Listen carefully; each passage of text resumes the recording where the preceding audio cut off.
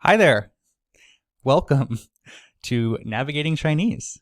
This is the first course that I'm offering through Needlewise Academy, and I'm super pumped. My name is John McDonnell, and I will be guiding you through this process. Given that this is my first course on Podia and through Needlewise, let me know if there are any issues. I'm always happy to accommodate any questions, concerns, and I will likely be adding content to this course as time goes on, so I'll keep you posted with updates and things like that. First off, I just wanted to talk about the title of the course. I've decided to call it Navigating Chinese rather than Classical Chinese Level 1 or Introduction to Literary Chinese or something like that. And that's because this isn't necessarily like a classic language class, at least not right from the get-go. The reason I say this is because so many Chinese classes that I've been a part of dive really, really quickly, too quickly, into grammar, into vocabulary, into forming sentences, but they don't really provide you with an overview of what Chinese really is. What are the different forms of it that have existed through history? How have characters changed from the olden days until modern times? I want to help equip you with a really strong toolkit and a really strong understanding of Chinese as a whole. So that way, regardless of whether you decide to learn modern Chinese or classical Chinese, you will have an understanding of the differences between both. There is an unfortunate reality here in the West. We do have a lot of access to translations now, but many of them don't have a firm understanding of what makes classical Chinese different. And unfortunately, that leads to some poor quality translations out there in circulation. And if you don't know what to look for, if you don't know what kind of red flags exist, you will read these translations and consider them the gospel truth.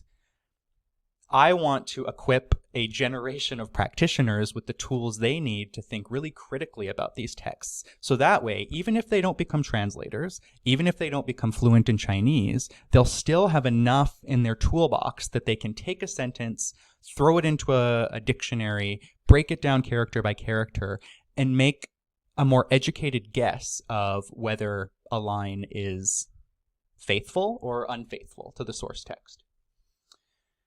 So think of this as, again, your crash course. This is the first course of many levels planned, so future modules of this course will look a lot more like, again, your classical university language course where you learn vocabulary and sentences and grammatical structures, and you kind of break down things that way. But this is more of a historical overview, a pronunciation guide, and a guide to Chinese as a whole. How to work your way through it, how to muddle your way through it. I think that's all I have for the beginning. I think we can jump in. Sweet. Let's start off with a little introduction, since we're going to be spending so much time together. As I mentioned, my name is John McDonnell. I'm a registered acupuncturist, herbalist, and Reiki practitioner. I graduated from the McEwen Acupuncture Program in 2016. And before that, I completed an undergraduate degree in Chinese language and literature, and also got a certificate in translation studies. So I feel more or less equipped to be introducing you to these topics. I will be completely honest, though. My conversational fluency in modern Chinese has definitely dwindled quite a bit since leaving school. My focus over the years has definitely shifted from modern Chinese to classical Chinese, and specifically classical Chinese medical texts. And a lot of classical texts involve not much speaking, but instead poring over books with dictionaries surrounding you. And it's a very solitary practice. So I've definitely lost some of my conversational skill, for sure. That said, I think my pronunciation is still pretty good, so I'm quite confident about the pinyin portion, so no worries there. I actually think it is a benefit to learn from someone who is not necessarily a grandmaster or a complete expert, but someone who's just a few steps above you. I have so far to go still when it comes to learning these things myself. But I do have a lot of knowledge that I've gained over the, over decade that I've been studying. And I think that I am well equipped to guide you through, because I also remember what it was like to know nothing. I remember so strongly being in that first level 101 Chinese class, scratching my head, thinking that I was never going to understand any of it. So I think the fact that I can put myself in your shoes is really important. And it was the same when I was instructing at Grant MacEwan. I was teaching foundations of Chinese medicine. To my students, I'm sure I seemed like this expert who knew everything, when really I still feel like a complete beginner in so many ways. I will do my best to be completely honest if there is any topic that I feel like I'm not necessarily as equipped to speak on, but I'm quite happy with the quality of this course, so I think you will be as well. So let's talk a little bit about who this course is for and why learning Chinese is important at all. So as I mentioned, this course is really a foundational look at Chinese. So it's going to benefit people who have no experience or very little experience, or people who need a refresher. That said, this was really useful for me. Like, I learned so much creating this course. So even if you have a lot of experience with Chinese, you might still find some benefit here, and it might still fill in some of those foundational gaps in your knowledge. Now, you'll notice this quote on the slide here talking about my view that if you fail to develop a basic understanding of Chinese, that you will feel in some ways like a stranger in this field. And that might sound harsh, but let me clarify here. I want to begin with a disclaimer, because I know a lot of practitioners get really sensitive about this topic. I think you can still be a great practitioner even if you don't learn Chinese. There are many, many amazing clinicians out there who don't know Chinese, and they do their work and their research and their study completely in English. But I think you're doing yourself a really big disservice by not learning any Chinese at all. What happens if there's a text that isn't available in English that you need answers from? What happens if you're reading a translation and you're really questioning a certain line or a certain section, but you don't have the tools or the thinking skills to be able to break it down and analyze it, right? Like, Chinese medical thought and Chinese medical theory is so deeply rooted in its language, like especially classical Chinese. So if you spend any time immersing yourself in the writings and the grammar and the mindset around classical Chinese and classical Chinese thought, you'll gain such a deeper understanding of the medicine. You'll understand acupuncture point names better. You'll understand herbal names. You'll understand why things are the way that they are. All systems of medicine are inseparable from the culture that they were spawned in. And Chinese medicine is a really strong example of this.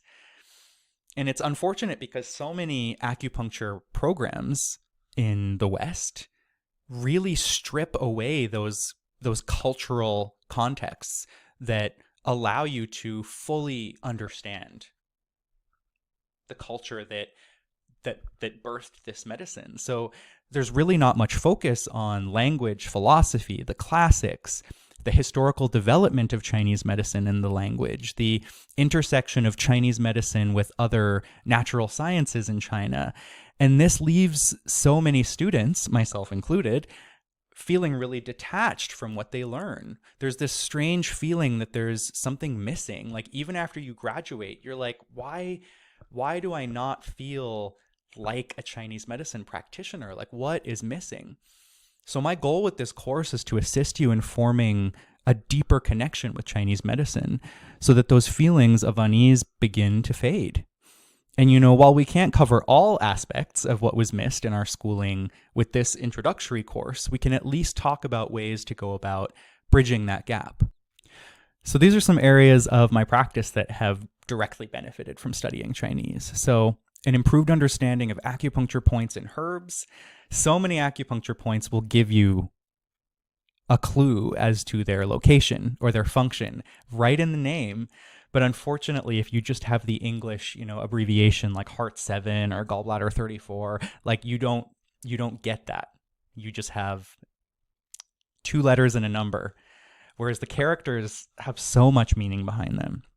I also have an improved ability to understand the theory of Chinese medicine. So a really fascinating thing is that learning new languages really rewires your brain. Like, you will begin to perceive the world around you differently by learning other languages. And I can attest to this because when I was in Thailand and I became quite fluent in Thai over that year that I was there, I felt like a completely different person. Like, my thought patterns were different. My personality felt different. I became like a different version of myself. And there have been studies that show that different cultures and different languages change the way that we carve up the world around us. And this is directly tied to Chinese medicine. Like, if you rewire your brain to start thinking in Chinese, the concepts of Chinese medicine will start to appear different to you. Like, you'll navigate them differently. So I also feel like I have a greater understanding now of also the historical and cultural developments of Chinese medicine, and just a greater sense of connection to the medicine itself, to the real spirit of Chinese medicine. Last but not least, I have an upgraded bullshit detector, which I am excited to equip you all with as well. So this is an ability to sense when instructors, practitioners are spreading false or ill-informed information regarding Chinese medicine. So one of my favorite examples of this is I was in a class with a pretty well-known acupuncturist who was talking about gallbladder 25. So the name is Jingmen. So Jing, as this practitioner was saying, he thought it meant essence, as in kidney essence. So he thought that the name of the point was the gate of essence. And he kept spouting why this point was such a great tonic for Jing and how it boosts Jing because it's the gate of Jing. But if you look at the characters, it's not Jing essence, it's Jing as in capital city. So it's the gate of the capital is the name of the point. So even though this point is the front mu point of the kidneys and it does have an effect on the kidneys, the way that he was explaining it, the rationale that he was giving was false because it's not the gate of essence.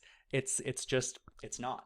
Like, he obviously had a fundamental misunderstanding of the characters. You know, the pinyin might look one way, but unfortunately, there was just no backing for what he was saying. And little things like that happen a lot.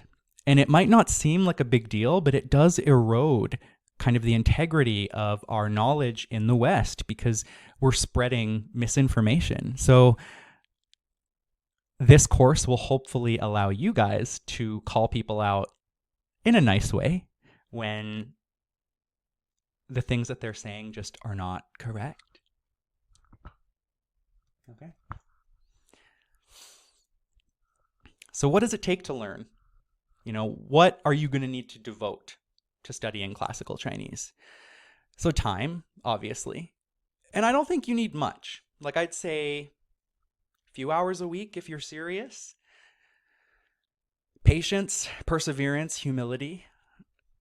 Learning classical Chinese especially is a very humbling practice.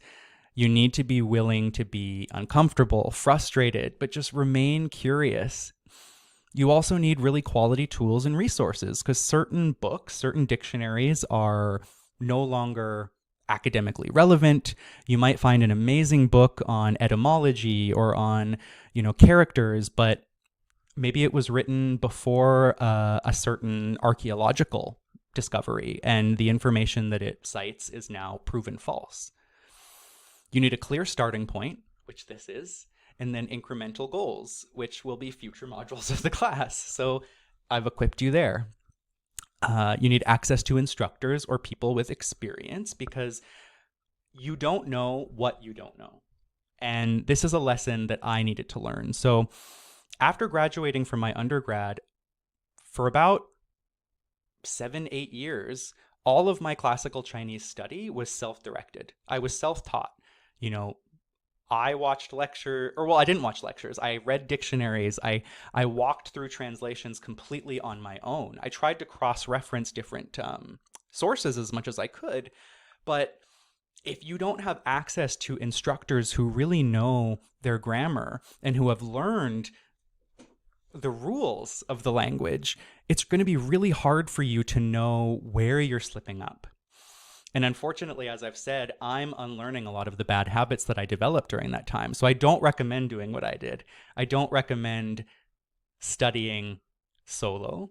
Find a group, find a teacher. You also need the ability to think critically and think about context, because it's not as easy as just taking a line, plugging it into a translator, and kind of looking at what each character means.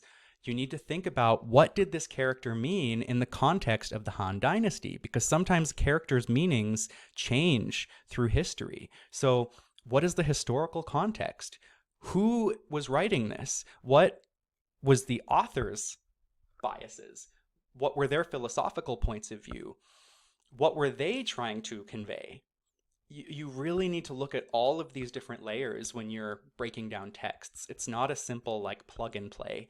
Otherwise, I would just skip this course altogether and say, go plug everything into ChatGPT and have a field day with that. But context is so important. And unfortunately, Google Translate AI is not equipped to think about those contextual layers yet. So the duty still falls on us to do all of that.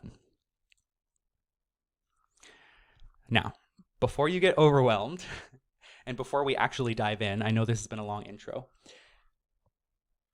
remember that classical Chinese study, or language study in general, is a lifelong endeavor. So be patient with yourself, but know that you can go really far with just the basics. If you equip yourself with even 100 Chinese characters, that's going to go pretty far. Like, it might not be enough to break down an entire classic, but you'll start. I think it's honestly like a positive feedback loop. I think it's pretty addictive. You don't need to know everything to start. You don't need to be fluent before you dive into texts. Some classical texts that I dive into, I look at a sentence and I don't know any of the characters. They're all completely new, but I use the tools that I have and the skills that I've learned to break it down in a rational, methodical way. And know that native speakers of Chinese also struggle with this. I know a lot of native Chinese speakers who cannot read classical Chinese. They don't know what it means. They don't understand the grammar. So if they struggle with it, you should feel better about struggling with it yourself. If you proceed with curiosity, authenticity, and a desire to learn, I think that you will be fine. I know there's a lot to cover, romanization systems, radicals, stroke order, You don't need to know it all. Do I have all 214 radicals memorized? Definitely not. Do I still mix up traditional and simplified character sets when I'm typing things up? 100%. Just know that simply by making an effort, you are already miles ahead of so many other practitioners. So, congrats. And now that I've introduced the what, the why, the who, we will get into the actual meat of the course. Let's go. So let's start with the most basic and broad question. What is Chinese? When we're talking about Chinese, what are we referring to? So if you've never dabbled in Chinese at all, you may not know that Chinese isn't actually a single language, but a family of languages. So some scholars refer to it as the Chinese languages rather than just Chinese.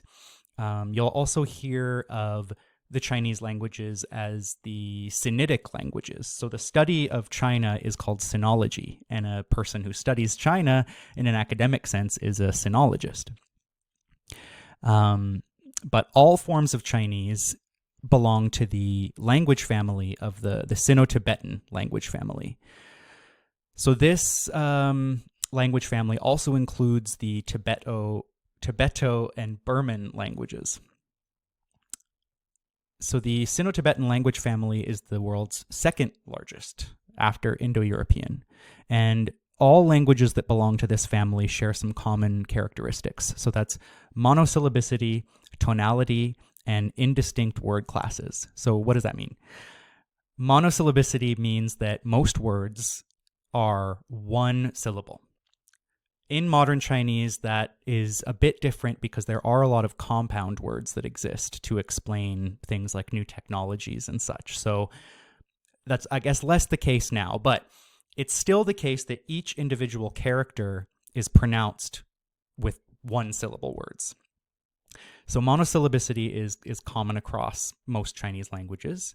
The next is tonality. So regardless of the number of tones that a Chinese language has, pretty much all of them have tone as a key indicator of meaning. So you can't just say a word and pronounce it. You also need to say it in the correct tone in order to convey your meaning properly.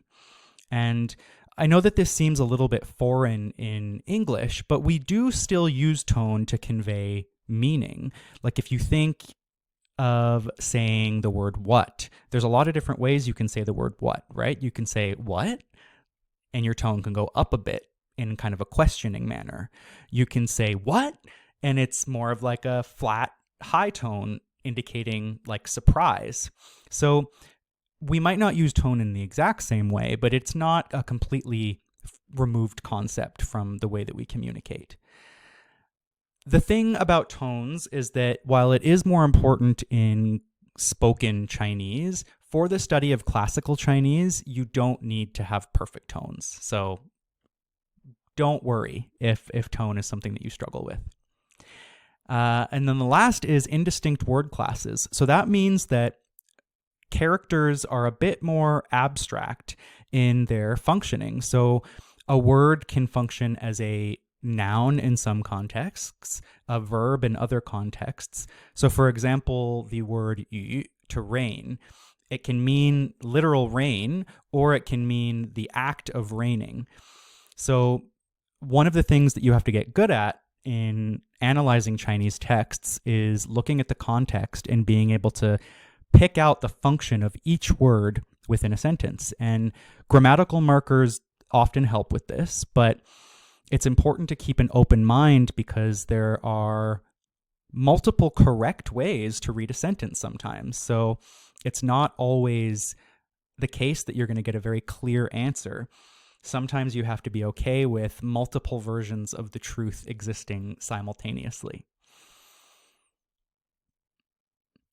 So when we're looking at all of the different forms of Chinese that exist today, so Mandarin being the largest, Cantonese, Shanghainese, all of the different, dialects that exist, it isn't really fair to refer to them as dialects.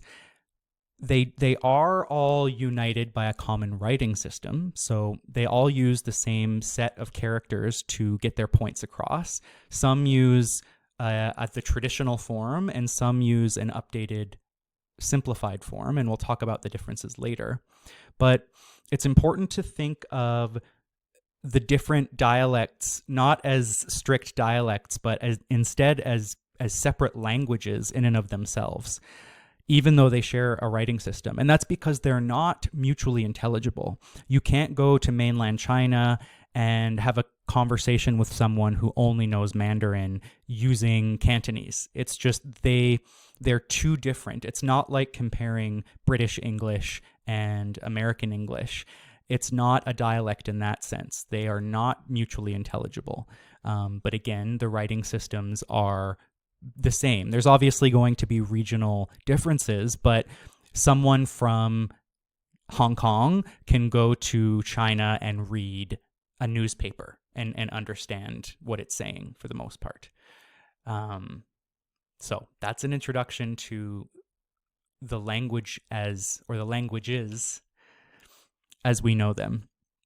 The difficult thing in our field is that we're not just looking at comparing the modern forms of Chinese. We also are looking across time and seeing, okay, there's Old Chinese, which existed very early on, around kind of Han Dynasty era.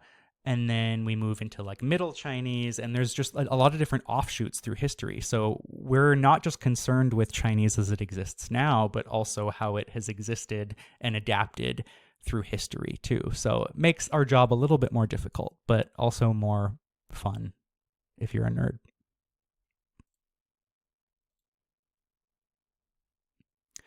So as I mentioned, there are several different spoken forms of Chinese within modern day China and other countries like Hong Kong and Taiwan. They generally use a consistent character-based writing system across the board. So the most common dialects are Mandarin or Putonghua, which literally means common speech. And Mandarin boasts over 1 billion speakers and serves as the official language in China, Taiwan, and Singapore. So it is tonal, as we've mentioned. So it's got 4 tones and then what we call a neutral tone, and we'll cover tones later. Their writing system employs both simplified and traditional characters depending on where you are. So in mainland China, they use simplified. In Taiwan, they use traditional. It's worth mentioning that most classical Chinese texts that you study will be written in traditional characters. But you can often find translations of, let's say, the Yellow Emperor's Classic written in simplified Chinese. But I do recommend, if you are diving into classical texts, to use the traditional character sets, because it is an important factor in the meaning. So the other, there are lots of other dialects not listed here, but some of the other main ones are Cantonese, which is spoken in Hong Kong. It has more tones, using 6. Shanghainese, Hokkien, and Hakka, which I don't have much experience with, but they are still part of the Chinese languages. So as practitioners of Chinese medicine who are interested in diving into the classics, we have a unique set of challenges that face us, because we are not just interested in the differences between modern dialects and regional variations in the modern world. We are also concerned with how Chinese developed over time. Because we have to remember that Chinese, the language, just like the medicine, has been developing over thousands of years. So texts that were written back in, the Han Dynasty are going to vary greatly from the ones that are written in the Sui or the Tang Dynasty or the Qing Dynasty or modern day. So even though at the beginning, when you look at a text, you're not going to be able to tell the difference between, a modern versus a classical text, because you're just going to see a page of Chinese characters and that'll be it. Eventually, you will learn certain grammatical cues or sentence structures or kind of stylistic things that will give you a very clear clue as to, oh, this is something that was written in this time period versus this time period. And that's something that even I'm still working on. I can recognize when something is classical or written in literary Chinese, but I don't always know exactly what point in history it came from. It's a very specialized skill, so don't hold yourself to that standard at the beginning, for sure. To begin with, we will look at Old Chinese. So Old Chinese dates back to around the Shang Dynasty. At least that's the time that we have the first kind of archaeological evidence from. So at this point in history, characters weren't written on, paper or bamboo so much as etched into things like bones or bronze. So the thing that makes Old Chinese different from the rest is that it was actually toneless. So tones did not develop in Chinese until later on. So in its infancy, Chinese was not a tonal language, which I find quite fascinating. The character system was definitely more limited. There weren't as many characters, and the sentence structure was a little bit more limited as well. the characters themselves tend to be more logographic. So rather than being more kind of abstract like some of them are now, the characters would look like the thing that they were trying to represent. So the character for the moon would look like the moon. The character for a person would look like a little person. It's over time that they kind of develop into what we know today. And I'll as we go through this lecture, you'll get to see the differences in how the different character sets look. So even though we don't have audio from ancient times, linguists have actually been able to reconstruct a lot of the sounds of Old Chinese, because one of the ways that Chinese speakers and scholars through history would keep track of pronunciation and pass that knowledge on was through rhyming dictionaries. So if you're able to decode an ancient rhyming dictionary, you can get clues as to how things were pronounced. And we'll look at a little video here in a second, and I'll show you just how different Old Chinese sounded from the other forms that are out there.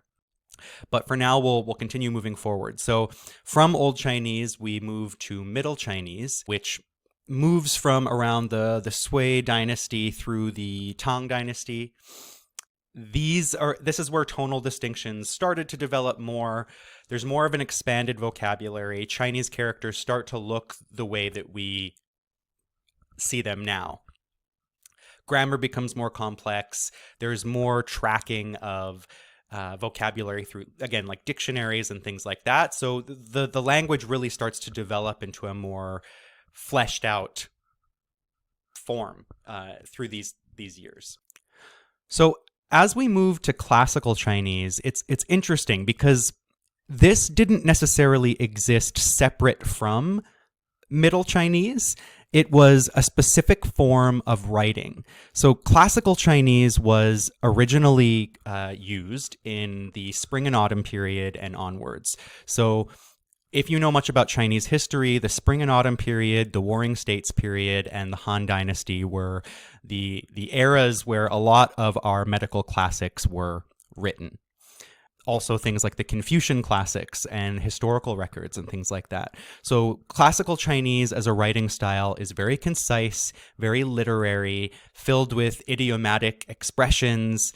But the thing is that it didn't necessarily reflect spoken Chinese. So we have this divergence where we have our spoken language, kind of colloquial vernacular Chinese, or Bai Hua Wen, and classical Chinese, which is this more rigid, more academic, more kind of literary form of writing. And I guess it's similar in English. We have casual, colloquial English, and then we have academic English, which is used in, writing a university paper or something like that. But the thing is that classical Chinese was adopted as the writing system for these kind of professional settings, and it was used for thousands of years. So over time, colloquial Chinese and classical Chinese diverged more and more and more. So as the centuries passed, classical Chinese became more stylized, more condensed, more kind of self-referential, because classical Chinese really likes to pull quotes from old texts and pull references from other classics. So it's constantly kind of evolving in its own way. But again, this created a really big gap between everyday spoken language and written language. So as we approach the late imperial period, so around the Tang Dynasty onwards, this divergence becomes even more pronounced. And it gets to the point where there's really no connection between the spoken language and the written language anymore. So even though the spoken language continues to evolve, classical Chinese is kind of sticking to its guns. It remains pretty static. It adheres to these more ancient and archaic ways of speaking. And one of the examples that I give to try and elucidate this is that imagine if we decided as a society back in the day that Shakespearean English was going to be our main form of communication in university. And when you went to university, all of your papers had to be written in Shakespearean English. If you wanted to have any kind of written discourse in an academic setting, you needed to use Shakespearean English. But in your day-to-day life, you spoke regular, ordinary English. And the thing is that they're not, you can tell that there's similarities between Shakespearean English and modern English, but they're very different. So you have to imagine that in history, it gets difficult for people to engage with classical Chinese and to engage in these academic settings, because you essentially had to learn a completely different form of communication that was quite foreign from the way that you would speak on a daily basis. So as I mentioned, the vernacular Chinese or colloquial Chinese that was used was called Baihuawen. And this began to develop more as an accessible form of written Chinese because it really reflected the spoken language. So as Baihuawen as a writing system began to gain prominence in the Ming and Qing dynasties, there was a movement to kind of make it the main form of communication, because it was a lot more reflective of how people actually spoke. In any case, when we are talking about classical Chinese, we're usually referring to that specific period in history between around the spring and autumn period to around the Han Dynasty, and any texts that were written in that time. So that's pure classical Chinese. Even though classical Chinese style and grammar was used beyond the Han Dynasty, from that point of history onwards, we refer to it as literary Chinese. So when you see a text talking about being written in literary Chinese or classical Chinese, they're essentially more or less the same in terms of their style and grammar. But just know that classical Chinese usually refers to that more kind of specific period in history, whereas literary Chinese is referring to the use of classical Chinese in academic settings from around the classical period to the modern day, when modern Chinese was used. If that's a bit confusing, don't worry too much. I mainly just want you to know the differences between these terms, so that way, if you are purchasing a dictionary or purchasing a book about classical Chinese or old Chinese or middle Chinese, you'll know kind of roughly what the differences are between each. So we're going to briefly look here at some of the sounds of old Chinese that have been reconstructed, so you can get an ear for how different it sounded. I was reading some of the comments, and apparently some of these constructions sound a lot like Tibetan. Not a language I have a lot of experience with, but it does make sense because we know that Chinese is part of the Sino-Tibetan language family. All right, let's take a listen.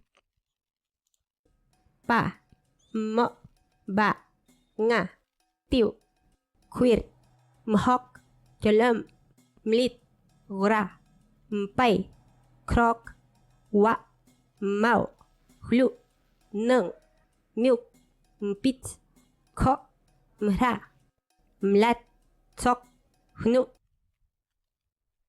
Pretty cool, huh? Yeah.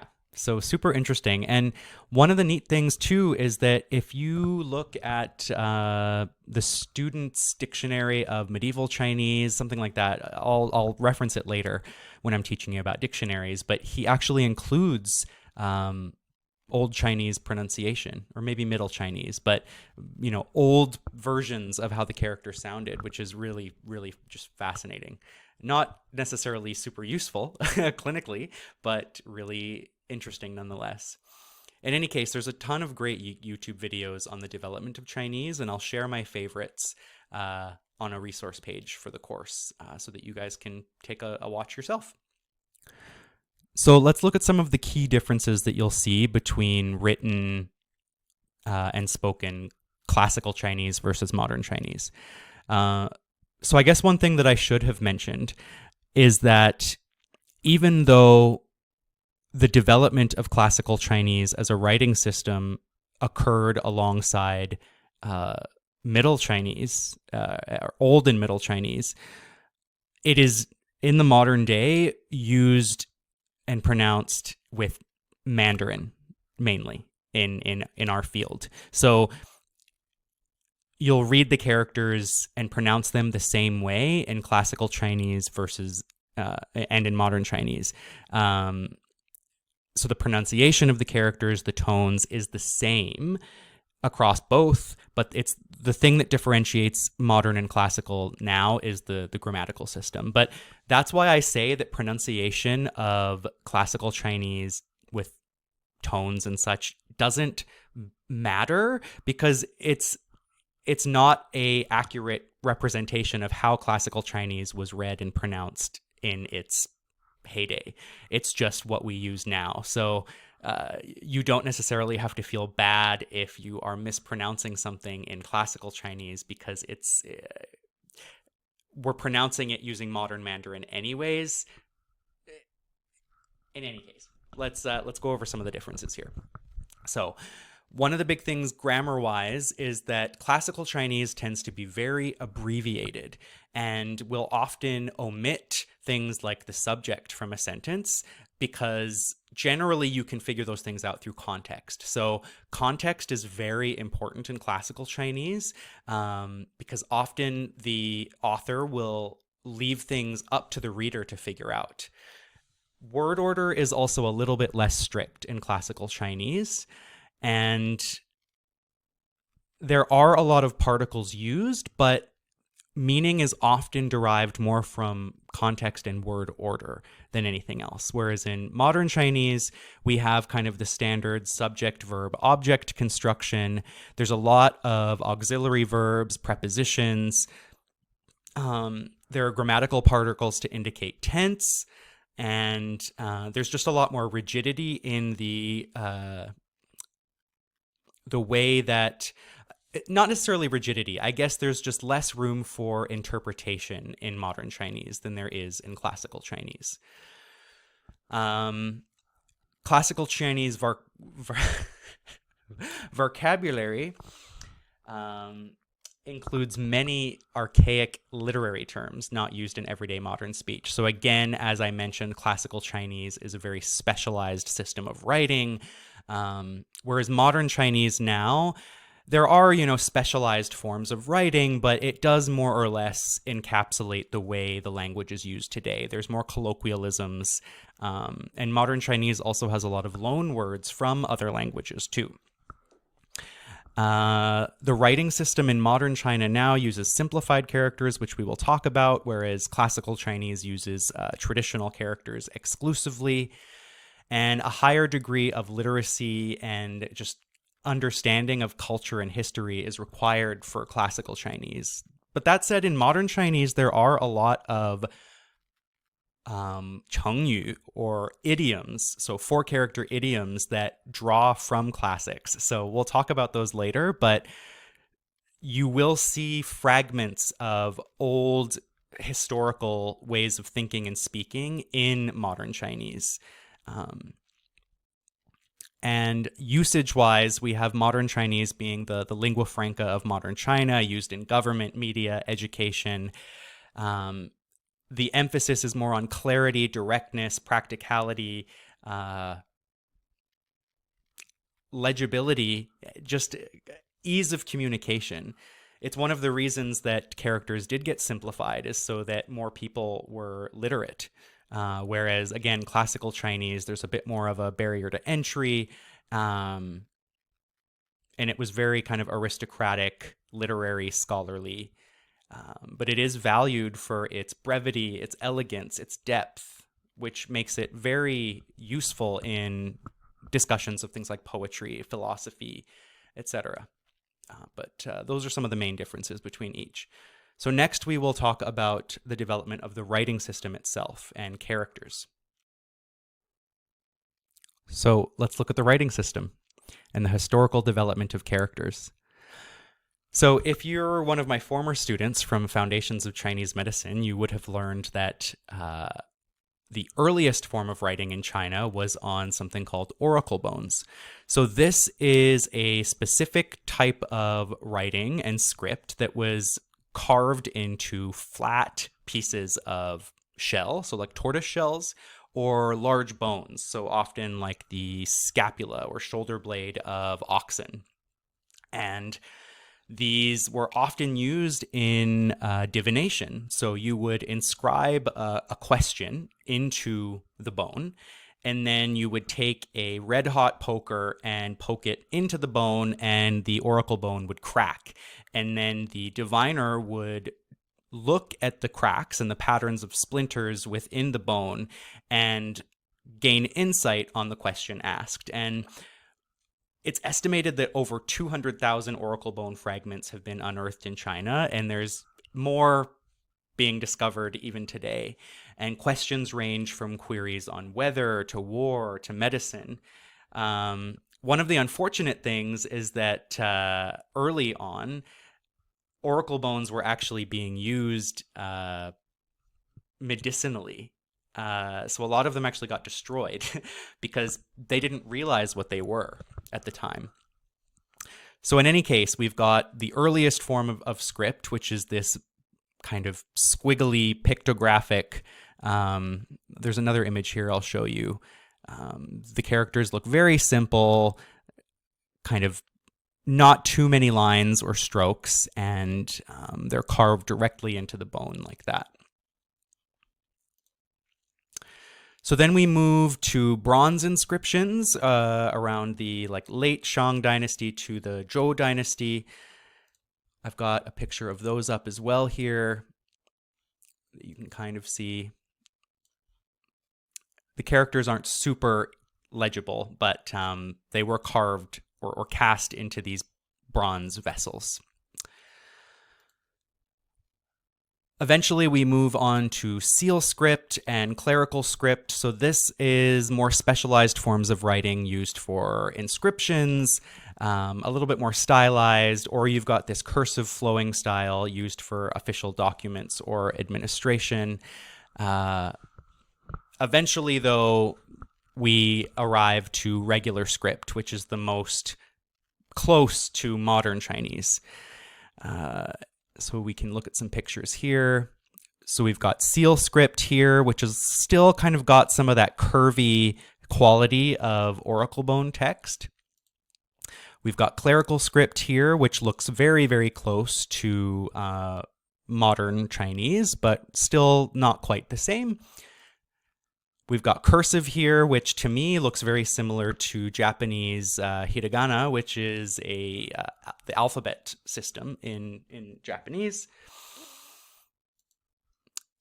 And then we have regular script here, which is almost indistinguishable from traditional characters of modern day. And as you can see here on the slide, we've got the development of the character for dragon here. So we've got our oracle bone script, our seal script, our clerical script, cursive. I think this is two different forms of cursive, or I think one is clerical and one is cursive. And then we've got our regular / modern characters there. So basically all of the texts that you are going to be reading will be in either regular script or modern Chinese. So these other ones are fascinating to look at. They often give very strong clues to the etymology of a character. So if you're curious as to why a character means what it means, you can look at dictionaries that draw from these older texts. So one of my favorite dictionary add-ons for an app called Pleco, which again I'll teach you about later, is the Outlier Essentials and Outlier Expert dictionaries, because they actually go through the etymology of characters, and they'll often include either oracle bone script or seal script in their entries. So another thing we have to contend with is the shift from traditional characters to simplified characters. So this was kind of another step of Chinese writing development. Simplification began in the 20th century, and again, it was to boost literacy rates and ease learning.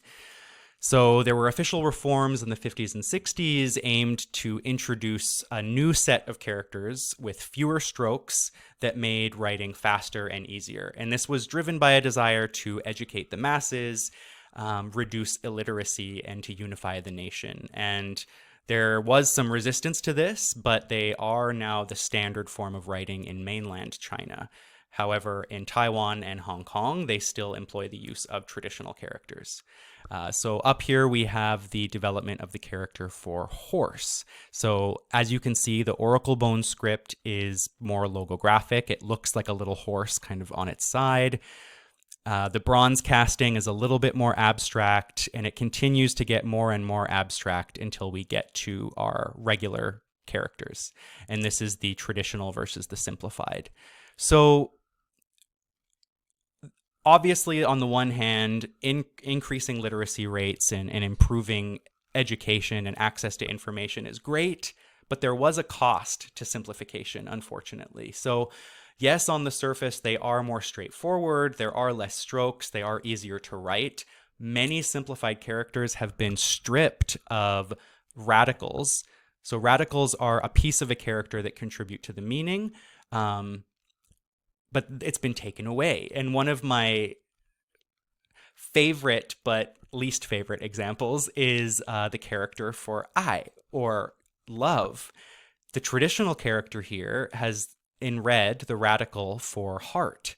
So the character for love in the center has the symbol for heart. So it's quite obvious that this character has something to do with the heart, with love, with an emotion, whereas the simplified character, that heart radical, has been removed. So the literal heart of Chinese and the literal heart of Chinese characters has been taken out of the simplified characters, which is tragic to me. So I definitely am a proponent for learning traditional characters.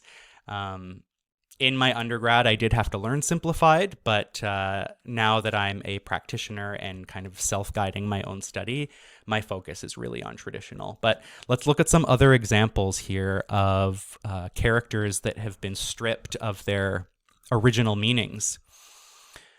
So the original character for the body had the radical for bone, so that's been removed.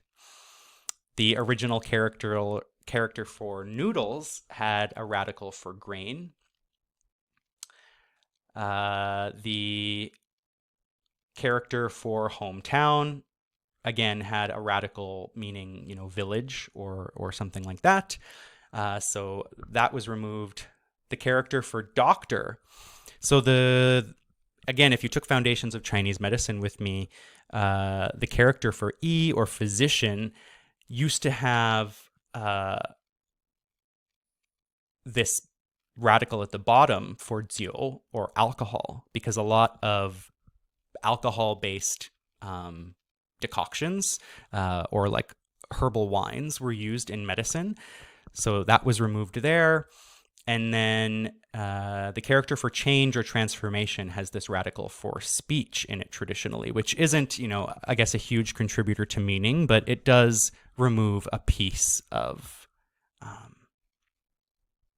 its, I guess, original definition. So yeah, you can see that traditional characters, while they are more complex, there's a lot more clues to the actual meaning of a character. So in some ways, simplified characters are actually harder to read because there's less of that contextual, like, clues given to the meaning of a character.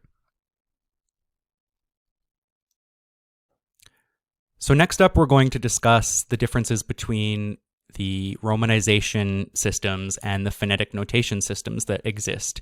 So these are all the different ways that we express pronunciation and tone of Chinese characters in either the Roman alphabet, or in the case of Bopomofo, it's like a phonetic notation system. So it's symbols that have no meaning on their own, but it represents sound and tone again. So the most common one, and the one that you likely learned in school, is pinyin.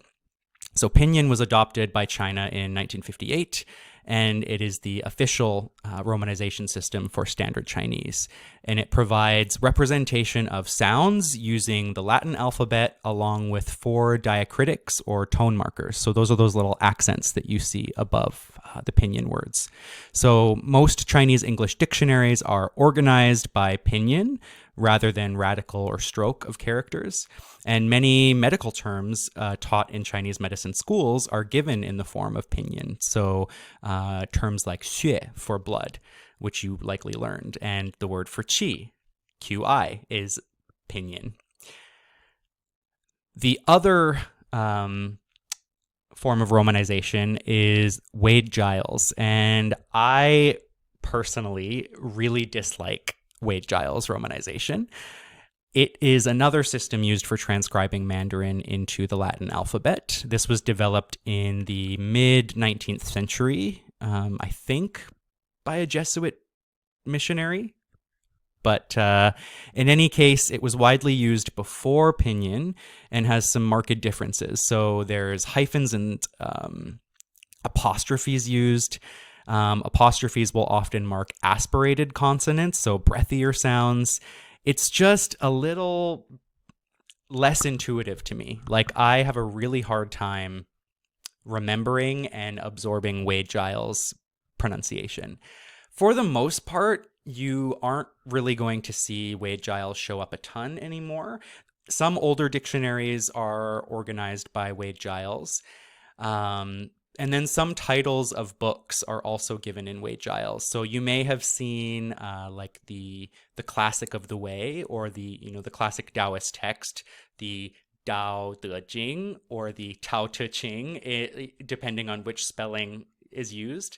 And then we have, lastly here, Bopomofo, which is that it's really only used in Taiwan. It consists of 37 symbols and 4 tone marks. So rather than using the Roman alphabet, it uses symbols. So this is often what little kids in Taiwan will learn with.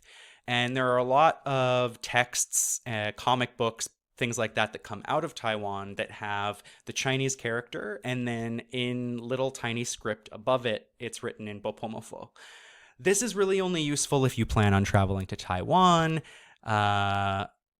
Mainly, I just want you to be able to recognize it if you run into it. So if you are reading a Chinese text and there is little kind of symbols above or below the sentence that look like this, that is Bopomofo. And it's also called Zhuyin in Chinese. So let's look at some examples of them all side by side.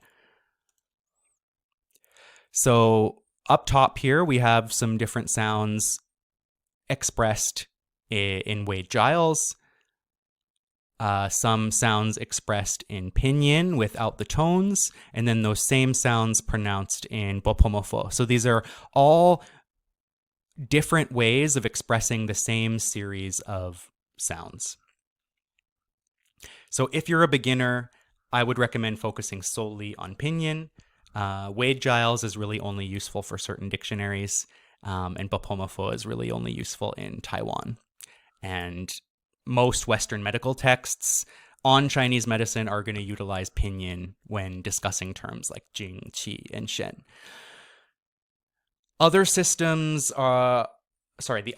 outside of pinyin are mainly being shared to give you an introduction. So again, if you stumble upon them, you aren't confused. So next, I would like to go over some tips and tricks for pronouncing the trickiest sounds in pinyin.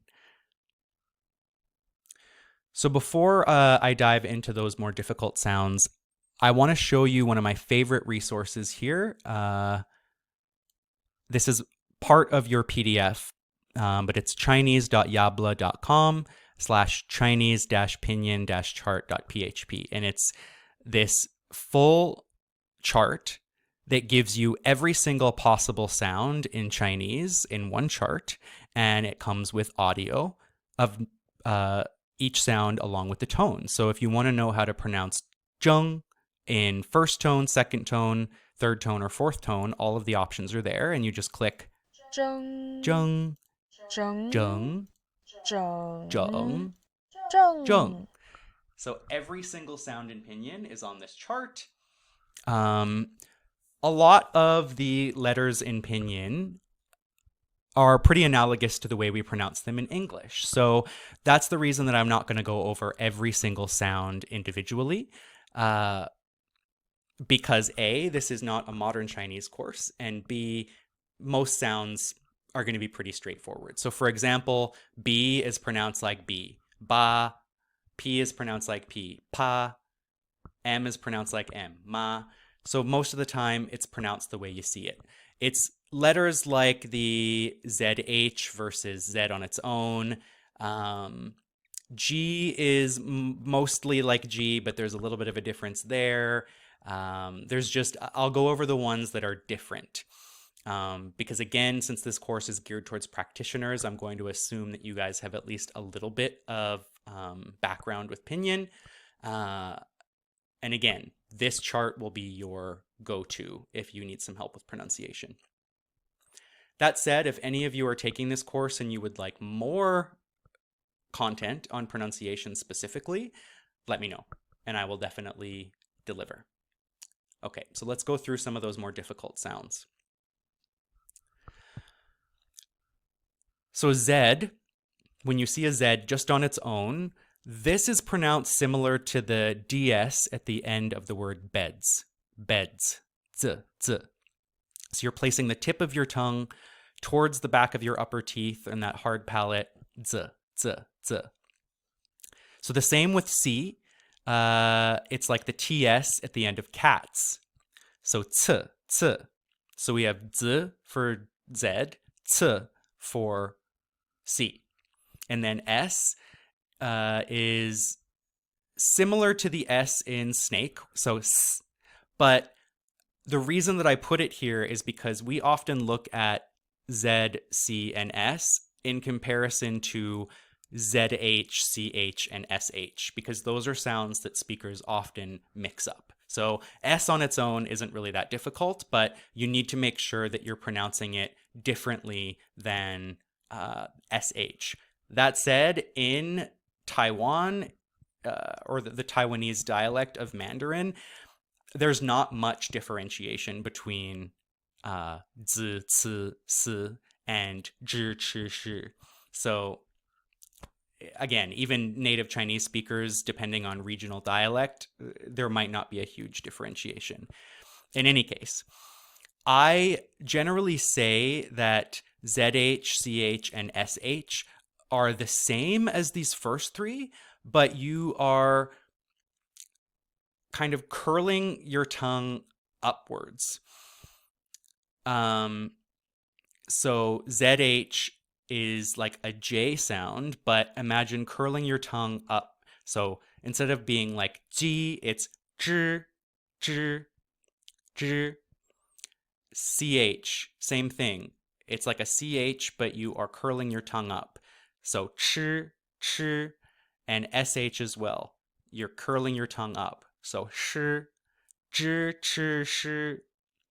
So to review, we have the first three, zi, ci, si, and then zh, ch, sh. And then the R is the same. You're also curling that tongue up. There's a lot of tongue curling that happens in Mandarin. So r, r. J, on the other hand, is like ZH, but you are not curling your tongue up. So it's more like a regular J. Ji, ji. Vowels. So A is pronounced like ah and father. E is pronounced like her, kind of, but you're not finishing with like that hard R. So it's more like huh, E, so I is like a long I. So E. O is pronounced like or, but again, you're not finishing with that hard R. So it's o, o, o. U is pronounced like the UE in true, u, u. You'll also note that you'll see a U with two dots on top of it. And that is pronounced kind of like the word Uber in German. I don't speak German, but it's, imagine you are saying the word or the letter U, but your mouth is very tight. U, U. So U on its own is more like U. U with two dots on the top is more like U. X is pronounced like an SH, like the SH above, but you're not curling your tongue up. So rather than being sh, it's more like shi or xi, 谢谢, which means thank you. 谢谢, 谢谢. IAO altogether is pronounced kind of like yao or yao, yao.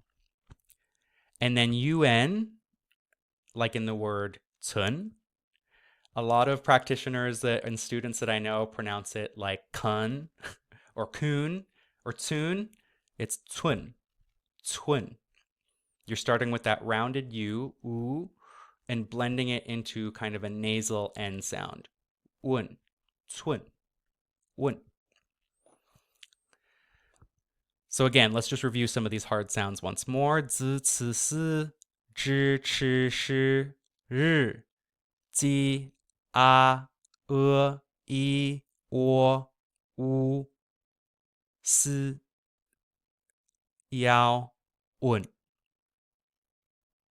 So we won't go through this entire chart, but let's just solidify some of those things we just learned, as well as go through a few other examples of, slightly more difficult things or exceptions. So I did mention that the letter I is like E, but there is an exception if the letter I comes after Z, C, or S, or ZH, CH, SH, or R.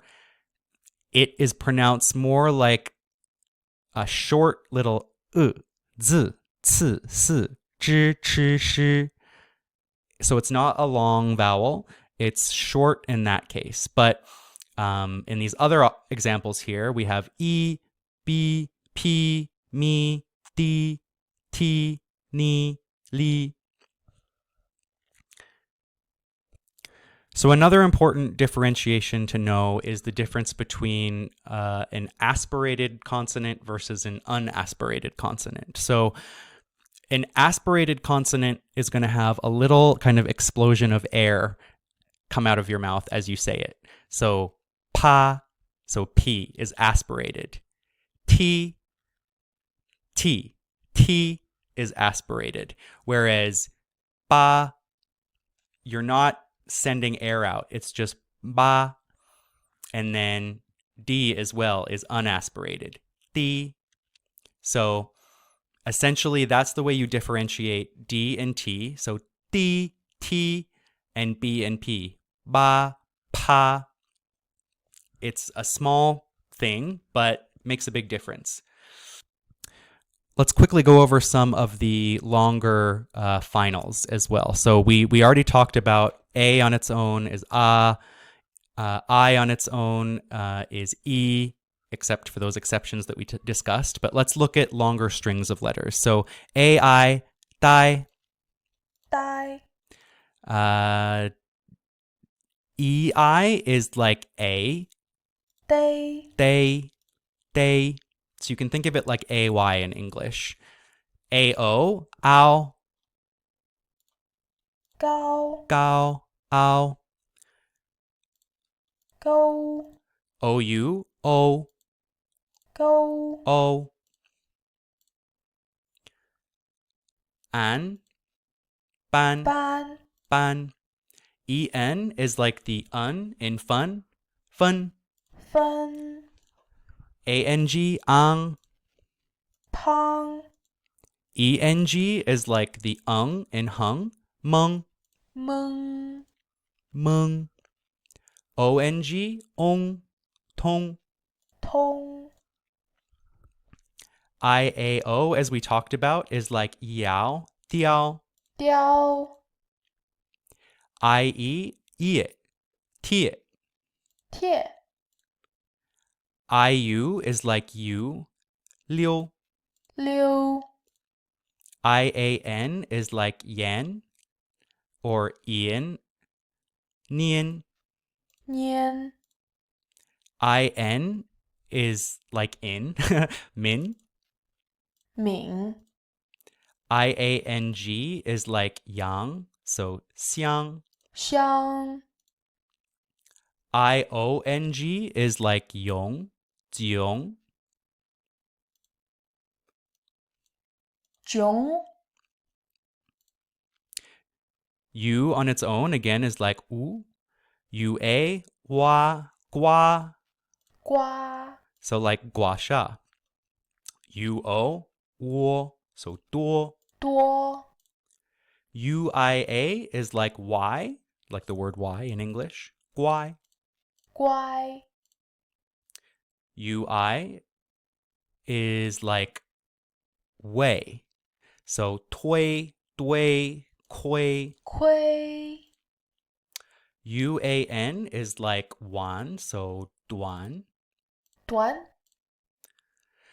UN again, UN is like cun. So again here, 寸 cun, cun. So we have that TS followed by un, cun.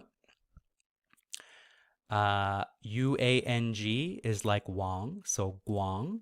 黄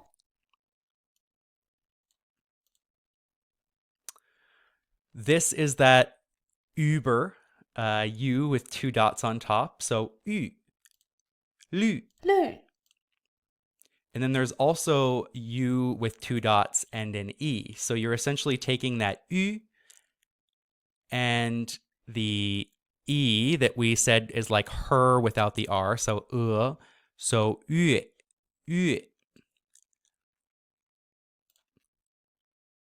略 略 略. We've got also U with 2 dots and AN. So you'll see in these constructions here with the J, the Q, and the X that in pinyin it's just followed by a regular U, but it's intended to be pronounced like the U. So 句句确确玄玄尊君 dream. So a really important thing to note is that if you are typing in pinyin and you want to type a character that utilizes that sound, you type a V instead of a U. So let's look at an example here. So the color green is lü. So we have L, and then, oh, here, let me change to Chinese here. L, and then V. And then what you do when you're typing on a keyboard is you type the pinyin first. You'll see those little dots underneath the letters there. You press space, and it'll auto-populate a character that is most likely. And then you can press the down arrow, and it'll show you all of the other examples of characters that have that same pronunciation. So these are all characters that are pronounced lü of some tone. It could be first tone, second tone, what have you. So you just find the character that you're trying to type, which in our case is this first one here, and you just press enter, and it populates, and then you just go on typing the next one. I will post a little tutorial on how to set your computer up to type pinyin when we go through all of our different resources and tools later on. But for now, I just wanted you to know that if you are typing that specific U with the 2 dots, you want to use V on the keyboard instead. Whereas if we did, let's say, mu for wood or tree, and mu, there's that character there. There are also ways of typing or writing Chinese digitally without pinyin. So there are some keyboards now where you can just draw the character in and it'll populate that way. There are also keyboards that are based on stroke. So you can actually like digitally pick each stroke to build the character, but that's not something that I use very frequently at all. But yeah, I'd say pinyin is the easiest and most straightforward for English-speaking folks. Next, let's cover tones. So, as we know, Mandarin has 4 tones and a 5th neutral tone. So again, as a tonal language, this means that pronunciation of each word needs to be said in the proper tone in order to convey the proper meaning. So we've got our first tone. This is the high level tone. So it's indicated by this flat straight line here.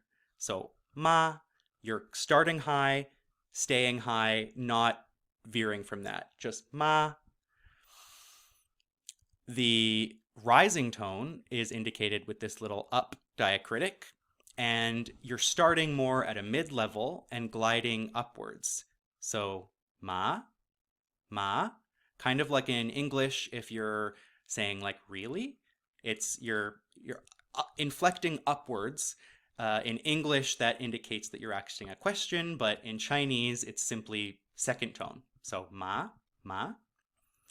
The third tone is the one that English speakers have the most difficult time with. This you are beginning kind of middle to low, falling down, and then rising back up again. So this is kind of similar to the English expression like uh-huh, uh-huh, because you're starting, dropping, coming back up, uh-huh. So in Chinese, that would be ma, ma, ma. You're almost kind of like stopping the sound in your throat a little bit. Ma. Practice. It'll take some time. Let's look at a few third tone examples here from the chart. So, 梗、梗、脚、脚、左。左、 And if we were to compare that to the first tone, 奔、奔, and then that rising, 奔, 奔、奔、奔. Okay, now let's look at the fourth tone. So the fourth tone I refer to as the karate chop because you're starting high and sharply falling down, similar to giving a command like stop. So yeah, this is the karate chop one. So 不, ma. Quick karate chop, falling tone. And then the neutral tone is quite rare. It's kind of just like a quick so one example is ma, like it's a question particle that's used 你好吗? Ma, 你好吗? How are you? You good? Ma? Question mark. So ma is just this fifth tone, it's the absence of a tone. You're just saying the pronunciation of the word without staying at a high pitch, changing your pitch upwards. It's just a quick like ba. We can look at some examples here with some familiar yet commonly mispronounced terms in our field. So 寸. 寸 is like a 寸 measurement, right? 血, blood. 气, 真. So 真 is true. So true qi, 真气. Or 正气, upright qi. 脏腑, 脏腑. So 脏腑, like the 脏腑 organs. 贼, 贼. This is a term you might not be familiar with. It means like robber wind or thief wind, which is something you'll learn about in the classics. 贼, 贼风. 风 means wind. So F-E-N-G, 风. 病, 病 means illness. 经络, 经络. So this is our channels and collaterals. 邪气, 邪气 is evil qi or pathogenic qi. 宗qi, gathering qi or ancestral qi. Oh, sorry, I've got feng here again. Han. So Han is cold. Shu, dampness.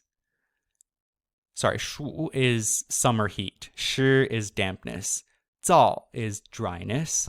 Ho is fire. Cha, so like tea. And then we have our 5 phases or 5 elements here. So mu, ho, tu, jin, shui. Wood, fire, earth, metal, water. Mu, ho, tu, jin, shui. So, example of how some terms that you probably already know are pronounced properly, written in pinyin, and with the corresponding tone. Easy peasy. Before we move on to stroke order and radical, I want to talk just very briefly about the use of Chinese characters in other cultures, because you may come across those as well. So Chinese characters have been utilized or incorporated by many neighboring countries and cultures through history, and some cultures even used classical Chinese as their main written tool earlier in history before they developed their own independent forms of writing. So in Korea, Chinese characters were used and referred to as hanja, and eventually coexisted alongside the phonetic alphabet of Korean, which is Hangul. Today, most texts are only written in Hangul, which is these phonetic alphabet letters here, but you will sometimes see in academic writing or newspapers the Hanja and Hangul side by side. And of course, these would be pronounced in Korean rather than Chinese.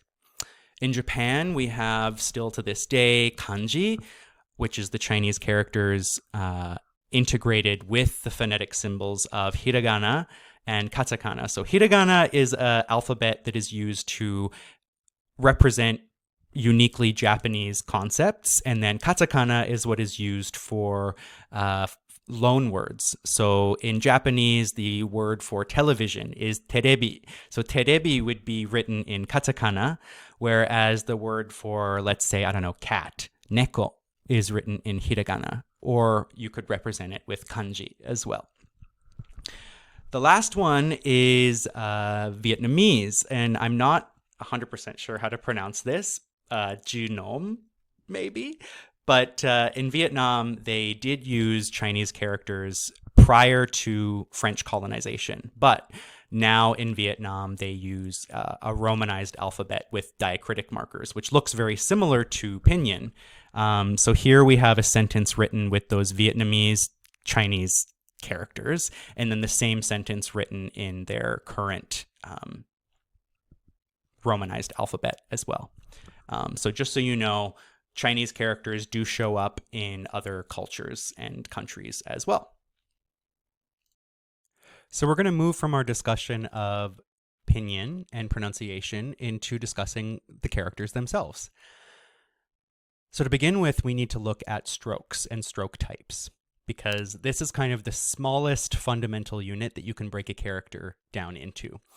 It's not like a radical that we'll learn about that has meaning, but it is kind of the smallest kind of fundamental unit of a character.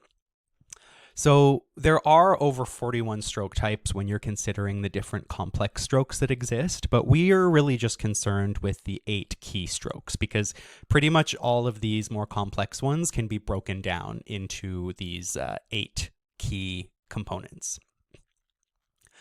So we've got our horizontal stroke. So this is just straight across from left to right. We have a little dot stroke, or the dian. We have a stroke, a smaller stroke that slants from right downwards to the left, and then a larger stroke that slants from left towards the right. We have a vertical stroke that just goes straight down. And then we also have a vertical stroke that goes down but then hooks upward. There's also a stroke that slants from right down to left. So this is kind of a larger version of that pia stroke here. And then lastly, we have a smaller stroke that is upward lifting. from left to right. So to me, it kind of looks like the reverse of this pie here. So the different stroke types are sometimes brought up with this character Yong. And the character Yong means eternal, and it showcases all 8 of the basic strokes. So this is known as the 8 principles of Yong, or Yongzi Bafa, because we can see that it has the dot at the top, horizontal stroke, the vertical stroke going downward with the hook up, the upward lifting stroke, and then our downward slanting strokes, and then that little pie stroke there. So the reason that strokes are important in Chinese character writing is that initially, before the advent of pens and paper, strokes were written with brushes. So in order to accurately and kind of cleanly and efficiently write out your characters with a brush and ink, following proper stroke shape and proper stroke order allows you to draw these things out in a way that looks correct and aesthetically pleasing. I would say that strokes are a little bit less important in the modern day because most of you are going to be typing up your characters with Pinyin on a computer or on your phone. That said, knowing at least the basics of stroke and stroke order is quite useful because dictionaries like Pleco, which I'll teach you about later, has a function where you can handwrite in a character. So this is really useful if you're reading and you come across a character that you've never seen before and a character that you don't know how to pronounce. So if you don't know how to pronounce a character, you won't know what Pinyin to type. But you can look at the character and break it down into its component strokes, draw it out in order, and then it will pop up with a definition. And luckily, a lot of these apps are quite forgiving when it comes to stroke order. So even though there is technically a proper way and a proper order to write each stroke of each character, as long as you're in the ballpark, most dictionaries will be able to decipher what you're trying to write. So, it's quite useful for looking things up that way. And then obviously, if you are interested in doing calligraphy as a practice, stroke order is extremely important there. I have to say that my stroke order and stroke writing is not necessarily perfect because I am left-handed, and a lot of calligraphy training is based on right-handed brush strokes. That said, this past year I was doing some research, and I think it was in, I want to say Singapore. They have an association of left-handed calligraphers, which made me very happy. So I may have to seek them out one day. Okay, so we've got our 8 kind of basic stroke shapes here. Next, let's look at stroke order. Oh, and before I forget, I also want to mention there is this really cool, let me just zoom out for a second here. There we go. So if you're interested in practicing calligraphy and practicing strokes, I really recommend getting one of these magic scrolls. So this is a reusable scroll that you can kind of roll out onto the table. You can take a calligraphy brush and dip it in water and then draw out your strokes as if you were drawing with ink. But the cool thing is that once it dries, the character disappears. So this way you can practice your strokes over and over and over without the frustration of making a mistake in black ink and then having to crumple up your page and start fresh. So I got one of these this past year, and it's a really, honestly, it's fun. It's meditative, and it's a really great way to learn without being wasteful. And they're pretty cheap too, so I highly recommend trying one of these out if you haven't. So let's look a bit at stroke order, and I'm bringing it up in the course PDF here just because it has these resources that we will talk about as well. So there are some general rules when it comes to writing out strokes. I would say that most characters follow this, but Chinese loves to break its own rules. So there are definitely going to be times where the stroke order is slightly different than, these rules here. So it's honestly best to try and learn each character individually as best as possible, or each radical individually, because once you know the radicals, that's what every character is made up of. But in any case, we're generally going to go from top to bottom of a character, from left to right. Horizontal strokes generally come before vertical strokes. Enclosures before content. So essentially let's imagine you've got a square with something inside it. You're going to draw the two sides and the top so that there's kind of a roof over the character first. Then you'll draw what's inside, and then you'll close it off at the bottom. So you do kind of the 3 of the 4 sides first, fill in the center, and then close off the bottom.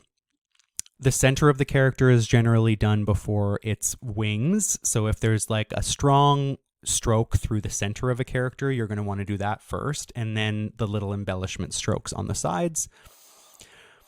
The right to left diagonals generally go first, followed by the left to right diagonals. And then, as I mentioned, you're going to do the insides of a character. If it's within a box, fill in the insides first and then close it off. And then any kind of minor strokes come last. So this is an example here of a stroke diagram. So when you're learning stroke order, these kinds of diagrams are super useful. So this is the character for很, or very. So 很好, very good. We start from top left.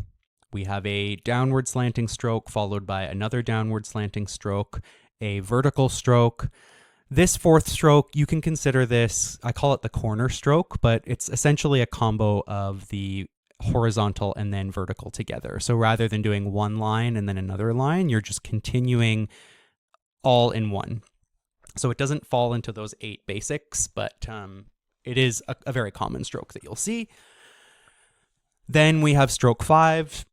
So this is where we're doing the inside before closing. So we have our little stroke in the middle there. We close off the bottom of the box. And then since there's this longer stroke here, that one comes last. So inner part of the box, bottom part of the box, and then a long vertical stroke down and then up with that hook. And then we have that downward slanting short stroke, the pie, and then lastly, a longer left to right stroke to finish things off. So even with this character, it doesn't 100% follow those rules here, but more or less you can see that it follows most of that pattern. So this comes from strokeorder.com, which is one of the resources that we'll look at. But let's go through all of these resources that I've shared, and I'll talk about why each of them is important and useful. So the first resource I want to talk about is the Chinese worksheet generator. And this is hands down one of my favorite tools. I use it all the time when I'm trying to learn new characters. So I just quickly wrote here, 在哪里, which means like, where are you, or where is it? So we can just generate for those 3 characters, but in any case, you can copy and paste characters, you can type them out with Pinyin, but whatever you'd like, you can put characters here, anything that you want to learn or generate. You can put a title here. There's different options for the guide. I usually just do the cross here. I'll show you what that means in a moment. And then I usually do just black, but if you prefer other colors, you can do that as well. But in any case, you click generate, and then there's a confirm button, which isn't showing up on the screen for you guys. But once you click confirm, a little download button will pop up. And then it shows up just like this. So it gives you the character, it gives you the pinyin, it gives you the definition or multiple English definitions, and then it shows you the stroke order. So for the character 在, we have horizontal stroke, downward slanting stroke, vertical stroke, and then another horizontal, vertical, horizontal. And then you can just practice over and over and over in these different boxes. And the first one they give you is one that you can draw over top of just to get an idea, and then you can practice your own. But in the classical Chinese class that I'm doing right now, I fill out one of these pretty much every week of anywhere from 10 to 15 different characters, and it is really, really helpful at cementing what I'm learning. So that is one amazing resource that I cannot recommend enough. So the next two are pretty much two variations of the same tool. You can choose which one you like better. So the first one is Arc Chinese. I just put in the character Hao here for good, shows you the pinyin, and then it gives you this wonderful little diagram here where it actually shows you each stroke. It also has the pronunciation, and I think it also, gives you the option to write it out yourself. So if you click that little brush, you can draw each stroke. And if you get it wrong, it'll not populate. I'm writing with a mouse here, so don't judge me. Beautiful. So super useful. And then the last one is Chinese stroke order, or this is that stroke order dictionary. So let's just do 在哪里 again. We can click one of the characters, gives you an animated stroke order diagram, step-by-step guide.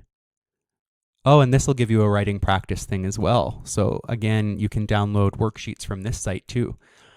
Look, even I'm learning new things.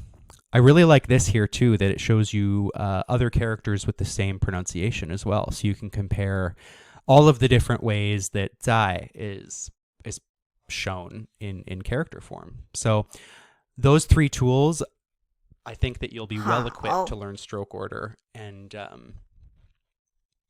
you'll be well on your way to handwriting Chinese with those. So any of the characters that I teach you in this course, I would highly recommend taking them and then using these tools to cement them in your knowledge. And I think that you'll be quite amazed at how much faster you're able to learn the characters when you write them out by hand, as opposed to just reading them on like a flashcard or something. Obviously, being able to look at a character and recognize it is one of the most useful skills, but I think that you will develop a sense of pattern. Like, you'll be able to see the pattern of how characters are written across the board, and it'll just make it so much easier to cement this stuff long term. So we are moving from our discussion of strokes and stroke order to the discussion of radicals. So as we mentioned, strokes on their own don't really have meaning.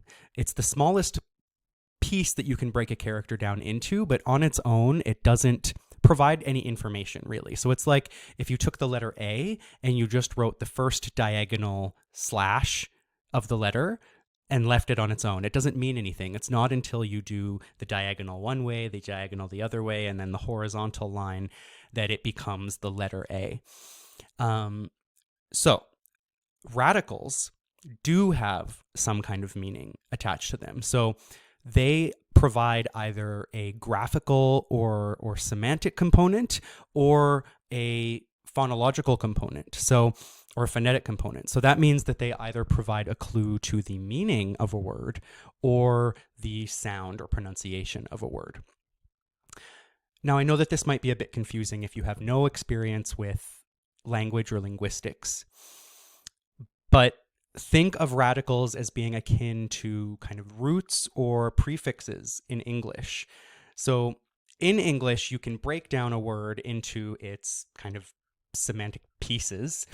Like, even if we look at the word prefix, pre means before. In any case, just think of radicals as being a piece of a character, a piece of a Chinese character that provides context as to the meaning, definition, or pronunciation. There are traditionally 214 radicals that categorize Chinese characters. However, I'd say for the most part, learning around 50 to 100 will be more than enough. And there's a article here from Hacking Chinese that talks about the 100 most common radicals, but I'm sure on Quizlet, on Anki, on any of these different flashcard sites, you can easily find flashcard sets of radicals that have been organized by frequency, because there are some radicals that show up in a ton of characters and then other radicals that are very rarely used. So it's important to focus on the ones that are going to show up the most regularly. So another important reason that radicals are relevant to learning Chinese is that many dictionaries organize characters by radical. So if you come across a character you've never seen before, you need to be able to recognize and pull out the radical. So that way, when you go to a dictionary, you can look it up based on the radical and then find the character that way. So we will go through some examples, but generally what you do is you find the radical first, and then you count how many other strokes there are within a character, and it'll show up in a list based on that. So for example, with these radicals here, let's say that we had this radical right here with the downward stroke and an upward diagonal stroke, and then there were maybe 3 other strokes beside it. So we would look up this radical in the dictionary first, and then we would find the number 3 underneath this heading. Because you're not counting the entire number of strokes within a character, you're just counting the strokes that are in addition to the radical itself. And again, we will go through some examples, so don't freak out. Again, in the modern day, the nice thing is that most dictionaries you can look up by handwriting. So it's only with older dictionaries, maybe if you're kind of doing a translation and going through references in a university setting or something like that, that you'll be needing to utilize this skill. For the most part, it's just really helpful when it comes to learning new characters, because if you can recognize the radicals, you're going to be able to absorb characters much more quickly, because you're going to be able to break it down into logical chunks. Otherwise, it's just going to look like a random sequence of strokes, and you're not going to be able to attach it to any meaningful connection in your head, whereas the radicals really, really help when it comes to learning. So I would say that this is a really critical step that is often not focused on enough. At least it wasn't in my schooling. We really didn't focus on radicals for longer than maybe a week, but it will really help you to decode, understand, and memorize characters. So some important notes here is that radicals are going to differ if you're learning them in simplified or traditional Chinese. Again, if you're aiming to engage in more modern texts out of mainland China, I would start with simplified. But for the bulk of practitioners who are engaging with classical texts, I think that traditional characters are the way to go. Another tricky thing is that some radicals change form when they become part of a character. So these are kind of like shapeshifters, and I'll show you some of those variants shortly here, but just keep in mind that you may see different forms of the same character or the same radical in different contexts based on where they're placed within a character, etc. There are some general rules on how to pick out a radical. Again, take these with a grain of salt, because there are a lot of exceptions to the rule. But often in vertical characters, radicals are often on the bottom. In horizontal characters, radicals are often on the left. And if a character has both horizontal and vertical components, the radical is usually going to span the entire length of a character. So for example, you can see here in this character, we have a little component on the top left, a little component on the top right, and then at the bottom, we have this radical that is spanning the entire length of the character horizontally. It's the same with this one here. We have a top component and a bottom component, but the radical spans the entire length of the character vertically. But again, as you learn, you won't need to rely on those crutches of rules. It'll just become more intuitive. You'll be able to look at a character and be like, yeah, that's the radical. So here are some very common radicals here. We have the radical for person, for mouth. This one shows up quite a bit. It's just a square. So the character for chi or eat has the mouth radical. So again, you can look at this and be like, well, I don't know what this character means, but I know that it has something to do with the mouth because the little mouth radical is there. This character to hold has the hand radical at the bottom. Heart shows up in the character for emotion. And again, the radical for ren, person, and sin, heart, are both those shapeshifters. So that's why they look different from one to the other. So if we go up to this variant table here, we've got some examples of those common variants. So if we have our water radical, it will change to 3 kind of dots on the side. Fire at the bottom of a character becomes these 4 little dots. The character for person, if it's on the left side of a character, changes to this form. This is the radical for dog, but this often will show up in any kind of character for animal or beast. The radical for meat or flesh becomes this. So this shows up in a lot of our medical terminology because pretty much every internal organ has the radical for flesh here beside it. And then again, we have heart, which in some characters, like this one here, stays the same. But if it is on the left side of a character, it's going to change into this form. So essentially, these shape-shifting radicals, the meaning doesn't really change. It's just the form from one to the other, for ease of writing. But you just have to be able to recognize when one of those radicals has changed shape. So I am at the MDBG Chinese Dictionary radical lookup. So this is what it would look like if you were in a dictionary organized by radicals. So to start with, you have all the radicals that are possible organized by number of strokes that they contain. So we have our radicals at the top here containing 1 stroke, 2 strokes, all the way down to as many as 17 strokes, which is pretty wild. Anytime that we have a radical that has a full form and an abbreviated form, it is separated by a little slash here. So we can see that the radical for heart or sin is here in its full form and its abbreviated form. So any time that you see that little slash, it's just separating a full and abbreviated form. So at a quick glance here, there's probably no more than like 10 or 15 of those, which is great. So don't worry that there's like a million different abbreviated forms that you need to learn. They're not that numerous. So let's start with the character here for human or ren. Let's click that.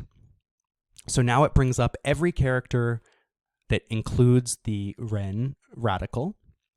So as I mentioned, when you are looking up a character, it's going to organize it by the number of strokes in addition to the radical itself. So we're not counting the 2 strokes that make up the character ren. So for example, here, this is a character for benevolence, but it's under the group of 2 because there's 2 extra strokes in addition to that first one. But yeah, you click it there. We can see that it's pronounced ren, second tone, that rising tone, ren. It means humaneness, benevolence, kindness. So in this case, we have the radical showcasing not only the meaning, but also the pronunciation, because the character for human or ren is also pronounced second tone. But yeah, this is a super, super useful tool. Another thing you'll notice is that when I hover over a character, there's that little pop-up that comes up. So that is actually not part of this website. This is another add-on that I use called Zhongwen. Pop-up dictionary. I'll just bring that up here in a second. Perfect. There we go. So this is a Chrome add-on. But I believe that there are similar things for any web browser. But if you're not using Google Chrome, like, it's 2024, come on.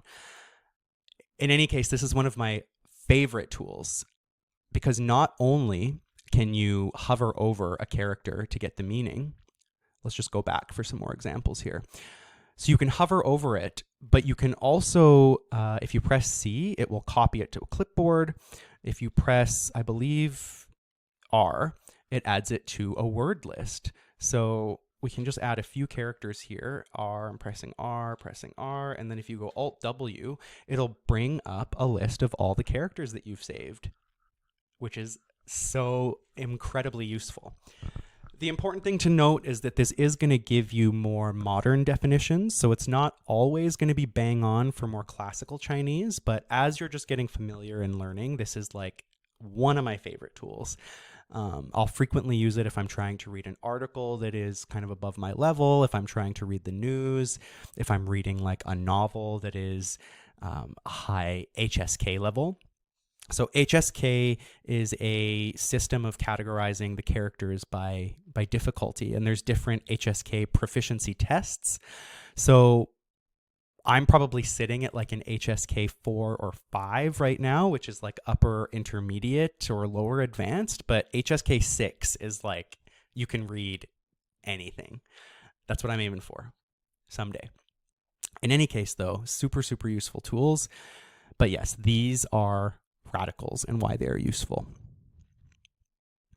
So I'd recommend, again, looking up a list of the most frequently used ones, learning those. Again, I don't have every single one of these memorized in terms of their meaning.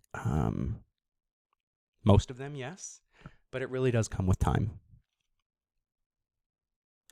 So let's look at a few key examples of how to break down a character.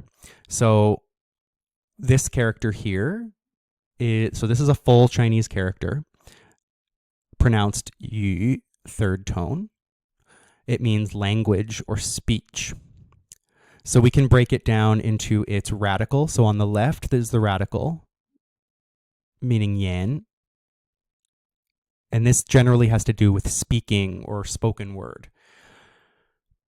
And then we have wu, which contributes to pronunciation. So this, again, it's not always going to be one-to-one.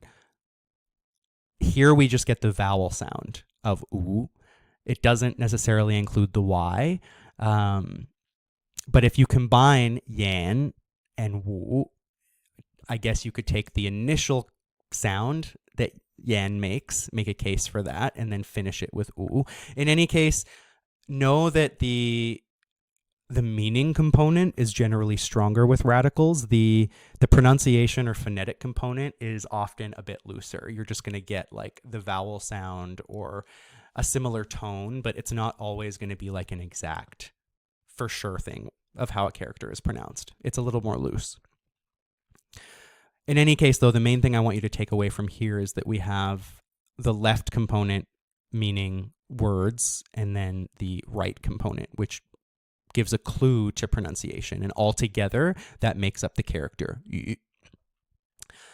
On the other side here is a really common character, which you may recognize. This is the character jiu, or for moxibustion. So here we have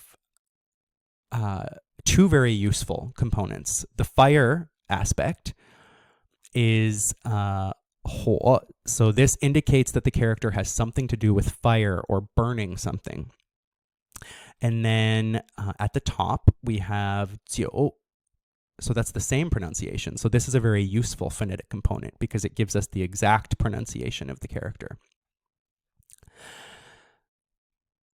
This is interesting to me. I'm actually just realizing this now, is that oftentimes when fire is part of a character and it's on the bottom, it is turned into those 4 dots that I mentioned.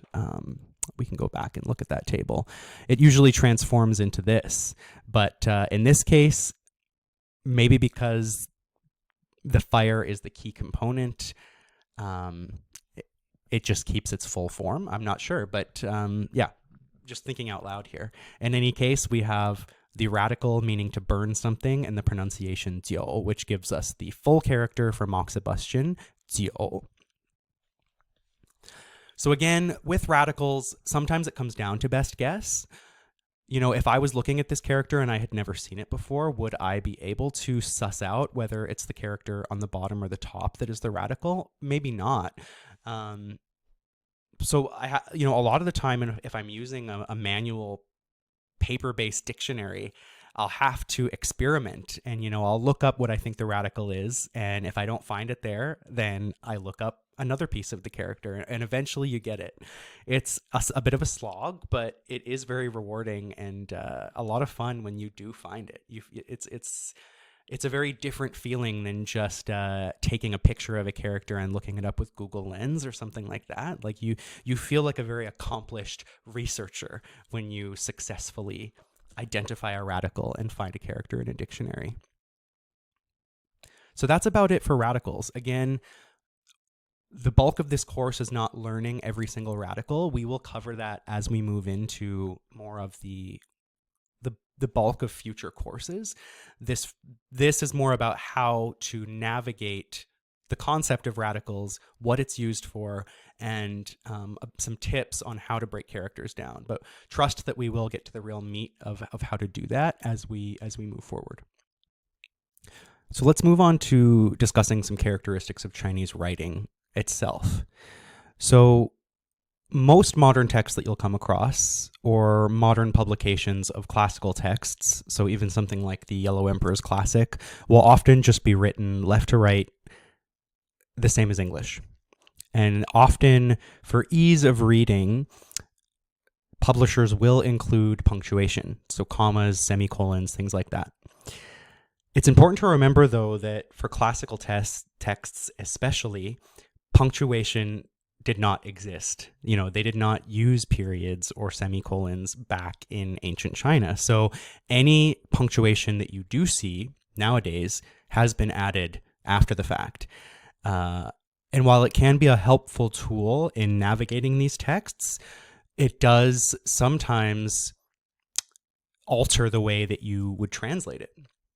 It kind of steers you in a certain direction based on the punctuation that they decide to use. Maybe sometimes they'll separate something into two sentences that upon further review could have been read as a one complete sentence, or things like that. So use punctuation where it is useful, but remember that it was not an original inclusion. The other thing is that traditionally Chinese was actually written in vertical lines, so up to down, and those lines spanned from right to left. So you're reading, this is the same excerpt written in both styles, by the way. So you're seeing kind of a modern interpretation or a modern showcasing, left to right with punctuation. And then you're seeing classically what this would have looked like, written on things like bamboo strips. So we're going top down, top down, top down. I've removed all punctuation here. So your job as a translator or as a reader would be to look at this and break it down based on context and based on your knowledge, and to find the rhythm that is inherent in Chinese already. Because the thing is that through the use of grammatical particles and things like that, Chinese does have a cadence or a rhythm when you're reading it. So even without punctuation, it is still quite possible to infer meaning and to infer where a pause should be. So just know that if you come across Chinese, I know when I first started reading or purchasing books, I was a little bit confused because it looked like the book was backwards. You're essentially opening it up from the last page, but it's actually the first page because, again, those lines span from right to left rather than left to right. So you'll still come across both of these writing styles quite frequently, but I'd say for the most part, most texts that I engage with now, and most texts on things like CText or other kind of mass resource databases, will be written in this style. But I did also just come across this website called the Chinese Orientation Converter. So if you would prefer to read your texts either up to down or left to right, you can copy and paste, put it here, and this will change it to one or the other for you. So again, another tool to put in your tool belt. You're going to have like a million different bookmarks in your browser after this. But again, there's just so many useful things that we have access to now. So there's no better time to learn.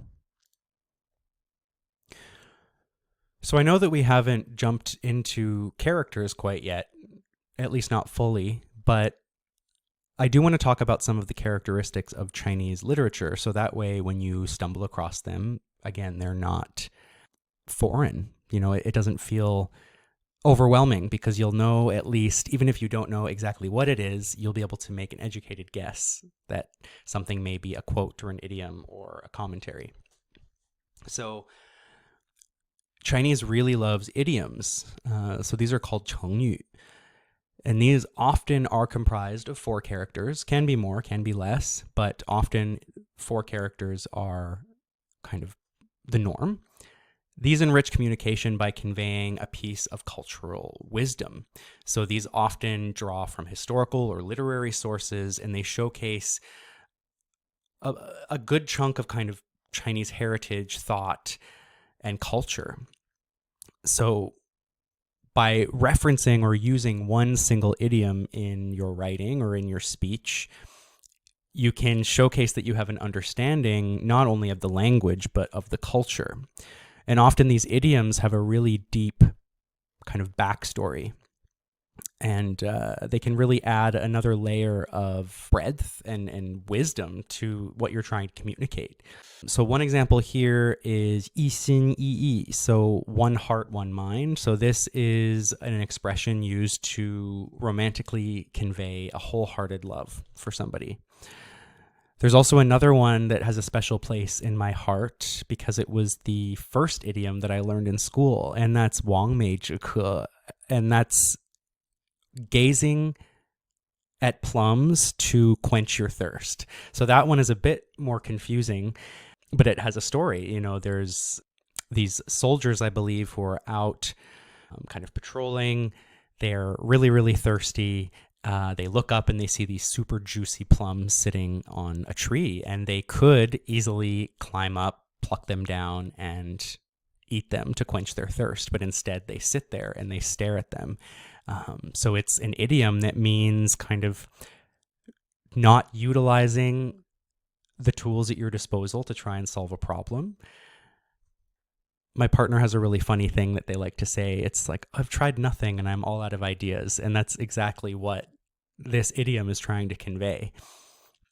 Because again, these soldiers were looking up. They had a very easily accessible solution at their disposal to quench their thirst, but they would rather sit back on the ground, look up, and imagine how nice it would be to have one rather than climb up and get one themselves. So that's just an example of how much depth and how much nuance can be crammed into a simple 4 characters. So when it comes to idioms, if I ever come across a span of characters that I don't understand, especially if it's 4 characters long, I kind of just automatically assume that it's an idiom. The nice thing, though, is that many dictionaries now include 成语. So even that one that I mentioned, the Chrome add-on, 中文, the hover over dictionary, will often be able to pick out strings of characters that make up an idiom as well. So if you're stuck or stumped, it's often easy to figure it out. Another thing that Chinese literature really likes is to directly quote from classical texts. So even modern texts written in modern Chinese will often directly quote things from classical texts. So even if you're not planning on becoming a scholar of classical Chinese, it's still useful to know a little bit about these classical texts because they'll often come up even in modern writing. So, I mean, just like 成语, these also just demonstrate an understanding of kind of the textual narrative and cultural narrative of China. And it's essentially paying homage to these authors that came before you. And sometimes it's easier to quote something that expresses a certain idea rather than trying to express it yourself, because sometimes an author has just done it so perfectly that there's no need to try and describe it in your own words. Like, it's too good. It's too perfect. So quotes will often be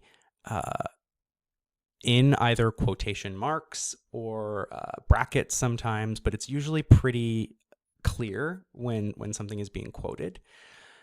The next thing here is commentaries. So commentaries are when someone is adding to or making a comment on a specific text. So that is really common in medical texts. Often herbalists would comment on formulas that another practitioner had written about, or a certain point prescription that another practitioner had written about. And commentaries are often written in smaller text, so a smaller font than the main text. So that's another way that you can pick out commentaries pretty easily.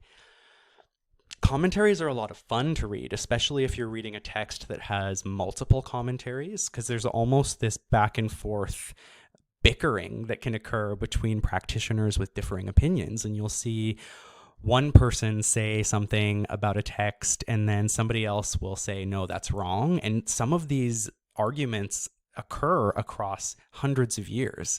So it's almost like the ancient equivalent of social media, almost. Like, imagine if somebody was commenting on a Facebook post that you made 200 years ago, right? Like, it's really fascinating and a lot of fun, and it really keeps these texts alive and really makes you feel a sense of connection with the writers and the authors.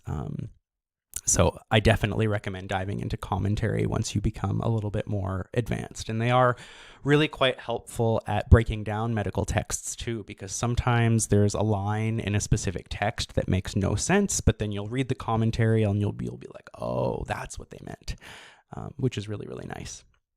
So idioms, quotes, and commentaries come up a ton in Chinese. And next we will dive into a discussion of characters themselves and start learning actual characters, which is what a lot of you have probably been waiting for.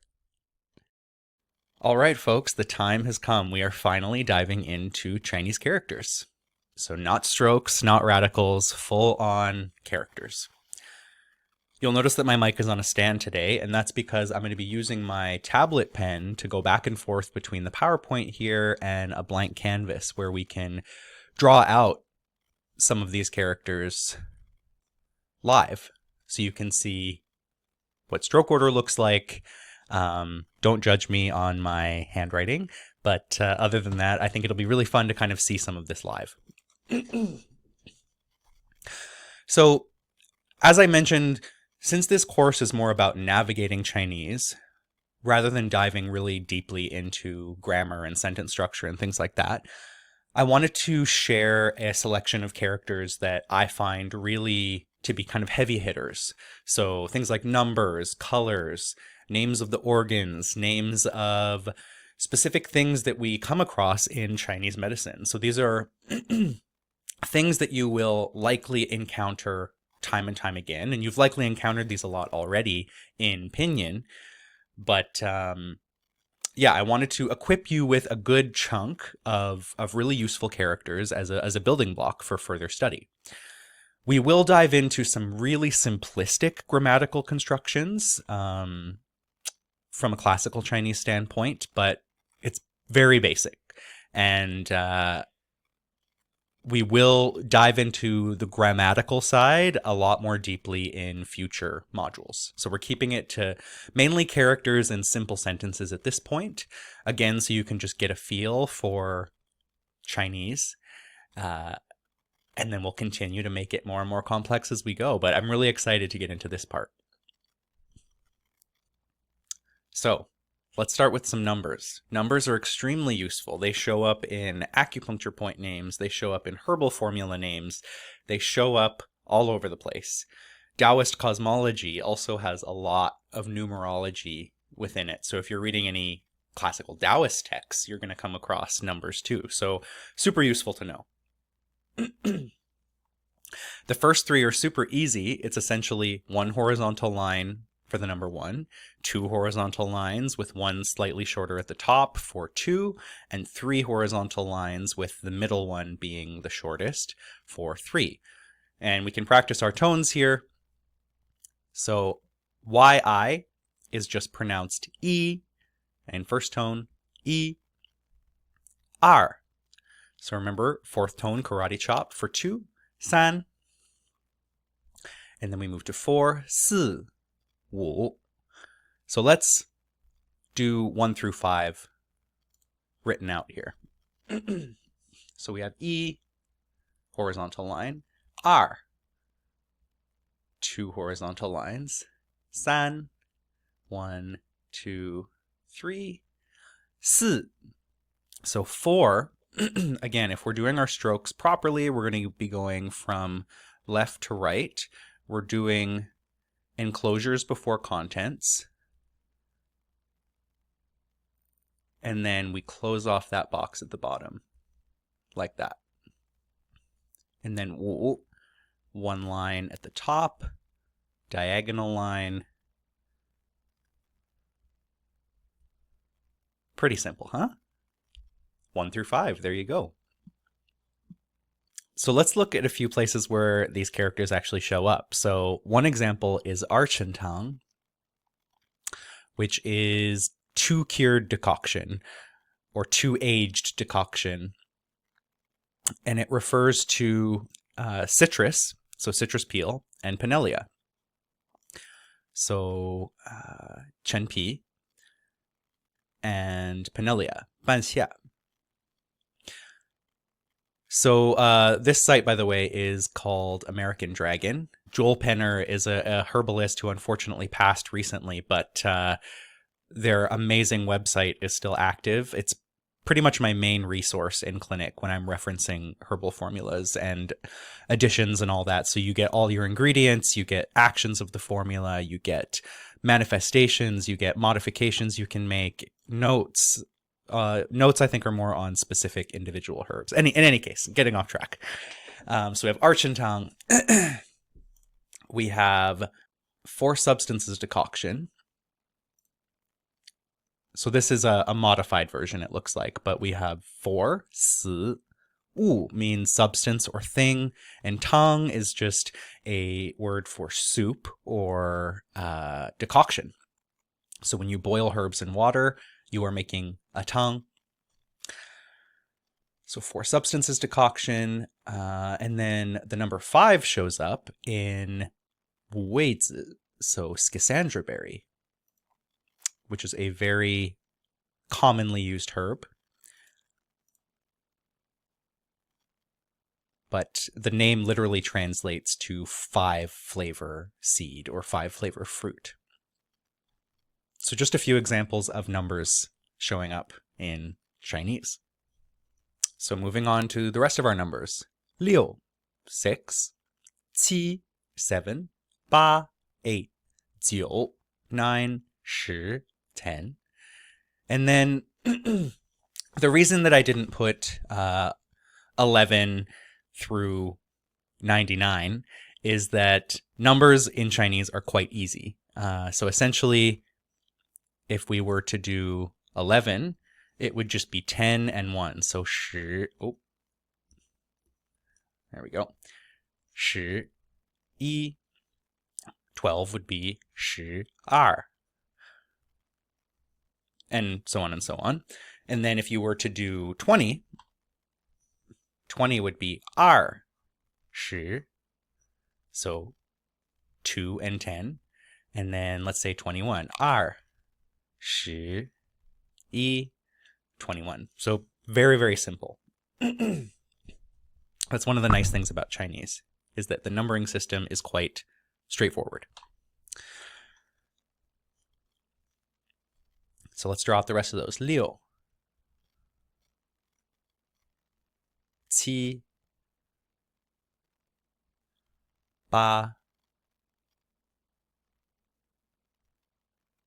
9,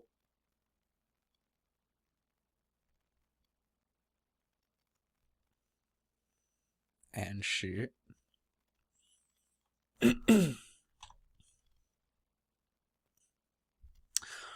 So now that we know those easy 1 through 99, 100 is bai, 1,000 is qian, 10,000 is wan. And those are, honestly, you will see other numbers, but classically, I don't know if we go much beyond 10,000 or 100,000. So a few more examples of Chinese characters showing up in Chinese.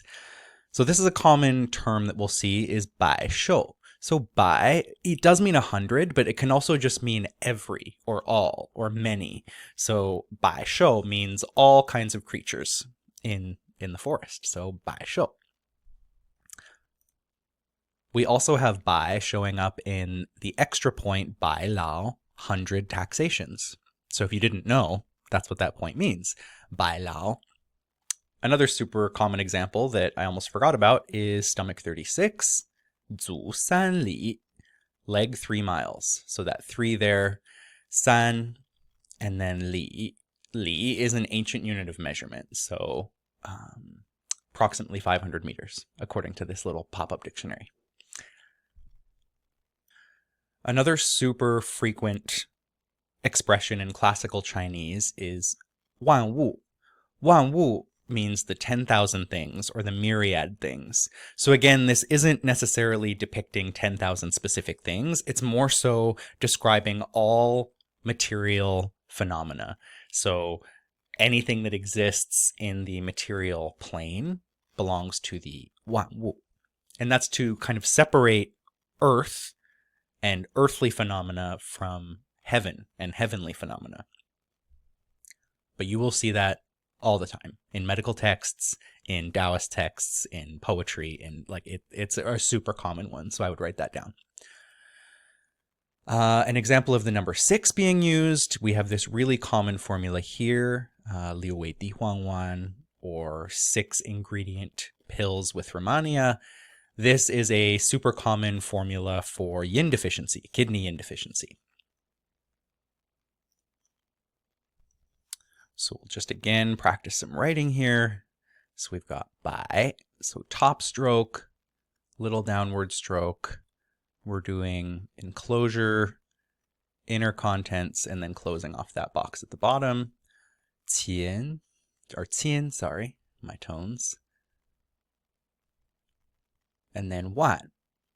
So this is a good example to look at radicals because this top piece is actually a radical. So we will look that up after.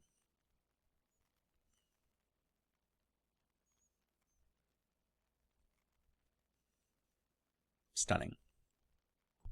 So I just looked up wan in a radical dictionary. So to show you what I did here, I found the top radical there, cao, which means it's a grass radical. So you'll see this on top of a lot of plant names. But we know that that is the top. So normally in most radical dictionaries I use, like I said, characters are organized by the number of strokes without the addition of the radical. So in this case, it should be under 9. But for some reason in this dictionary, it is actually under 12, which, again, Chinese loves variability. So we'll click that there. Oh, that's not the right character. Whoops. Let's just Control F. There we go. There's the one we're looking for. And this dictionary isn't great. It doesn't really have a meaning that it shows you apart from the simplified character, which you can look up separately. So maybe under that one, yeah, we've got a bit more here, but this is all in Chinese. So not a super useful tool. But again, just practicing, showing you that you can find the radical and then look up the character that way. Otherwise, we could go into Pleco, which I will show you how to use in a separate video. So the reason that I have this up on my computer is because I downloaded a program called BlueStacks, which is a Android emulator. So it was a bit complex. Actually not that complex, but just know that this is, as of now, just a mobile app. So unless you download an emulator, you will not be able to use it on your PC. Okay, so we're going to draw this out here. And you'll see as you go, it will populate on the side there. And we'll see if the character we want pops up.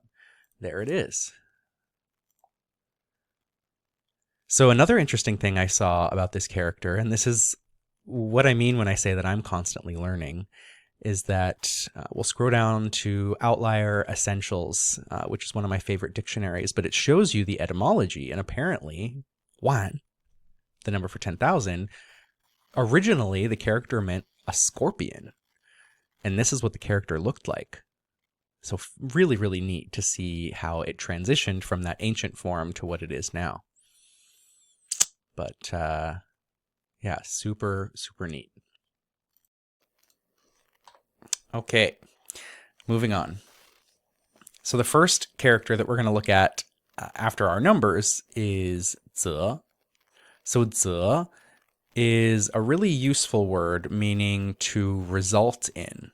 So if there's a particular lifestyle habit or practice or something that you do, anything that results in a consequence, 则 can lead to a positive or negative action. So A 则 B. A results in B, or A causes B to occur.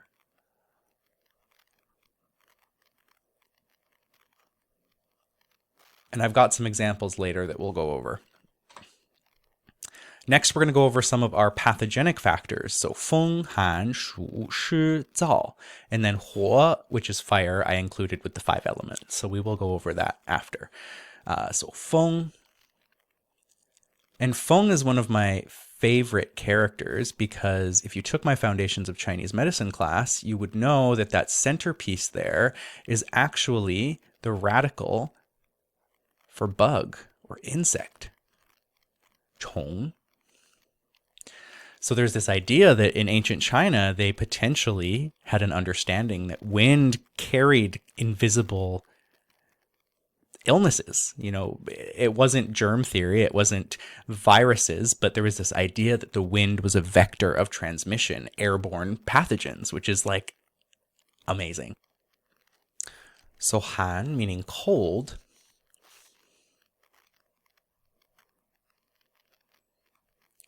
This is one that I always kind of struggle with stroke order with. So this top radical means a roof. So apparently the character for cold originally depicted, or still does, a roof and then a person covered in grass blankets at the bottom. So it's showing a literal depiction of someone protecting themselves from cold.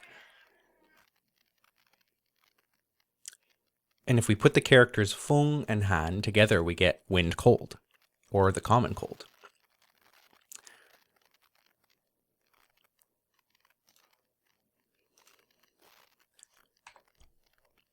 Next, let's look at Shu.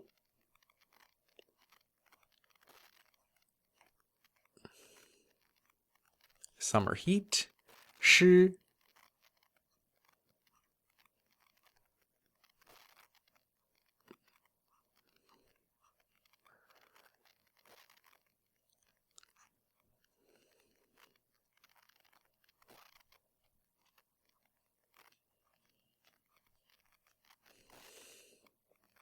Zao. So interestingly here, on the side of dampness, or shi, we have those 3 dots that are that abbreviated form of shui, or water. And then on the side of dryness, we have a smushed version of huo, or fire. So again, even if you knew nothing about these characters, you could see, oh, this one has a fire radical, so it's probably going to have something to do with heat, flame, cooking, dryness, and then the same with the water radical here. And I'll just draw summer heat once more here. And this aspect of the character here is 日 or sun.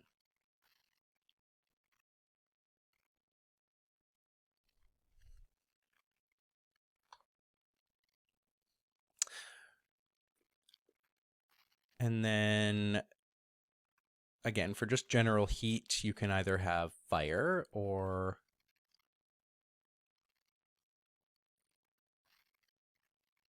"热,"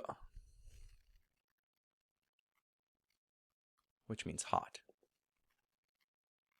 And this is both simplified and traditional versions of 热 or heat. And remember as well that those 4 little dots on the bottom also are an abbreviated form of 火.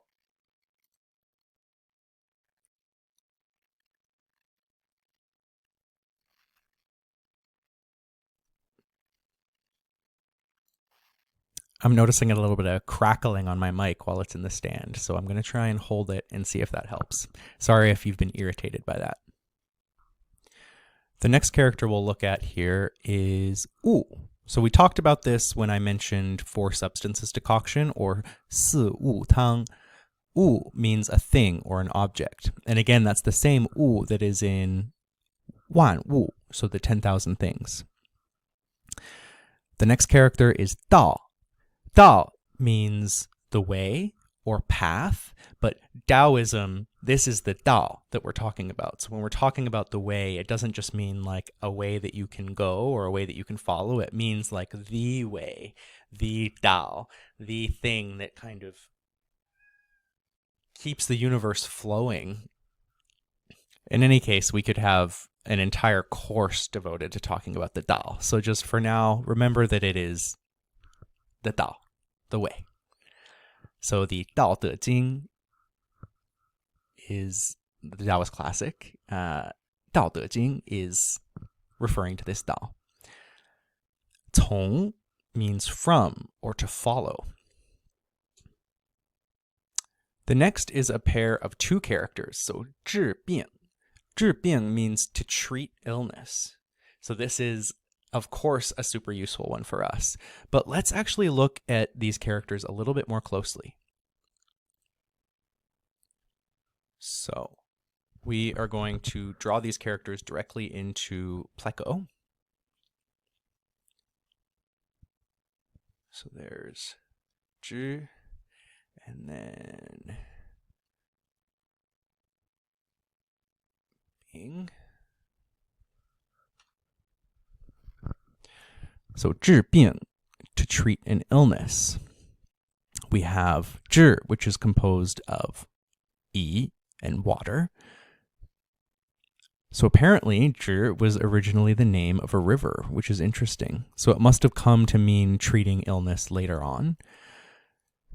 病, though, this is a very important one to know, because 病 here, this radical that encapsulates the character itself, means a sick person. So anytime you see this radical here, which I'll draw again, you always know that it's referring to an ailment or a malady of some sort.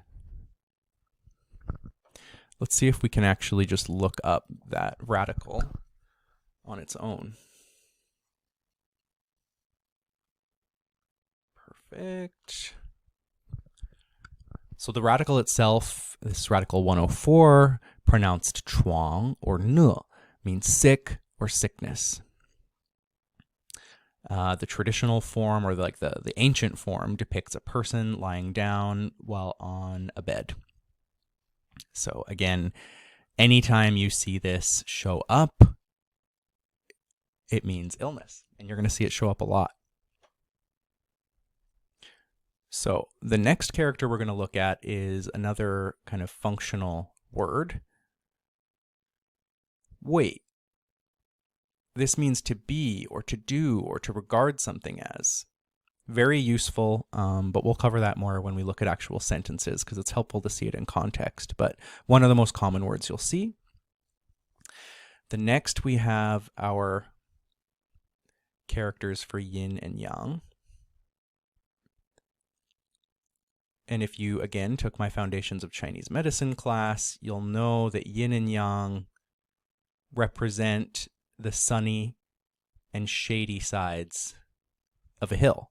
Sunny side for yang, shady side for yin. And then if you have learned the simplified characters, the second half of each character is replaced, and we have the moon for yin, and again, that sun. I've got to move my camera here. There we go. For yang. Perfect.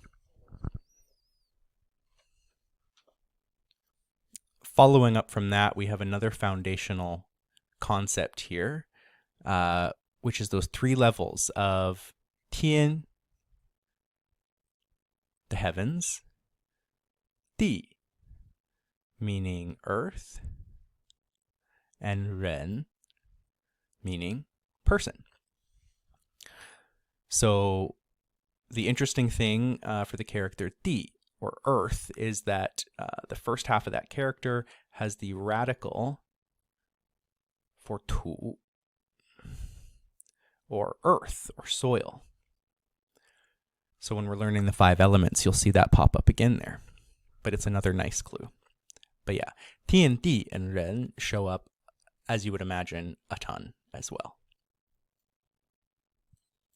So the character for Yi, or physician, is definitely a bit more stroke heavy than some of the ones we've learned. So this one might take some practice.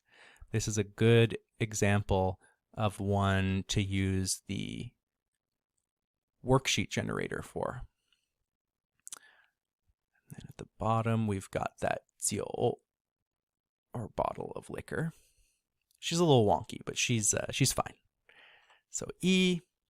The next is Yao. So this just means medicine, but you'll notice at the top there, we've got that grass radical again, which, implies that medicine is plant-based, which I love. So Yao, medicine. Lots of patent medicines will also have the word Yao in them. Okay, moving on to our 5 phases. So 木火土金水 wood, fire, earth, metal, water. 木 a tree. 土 soil. 金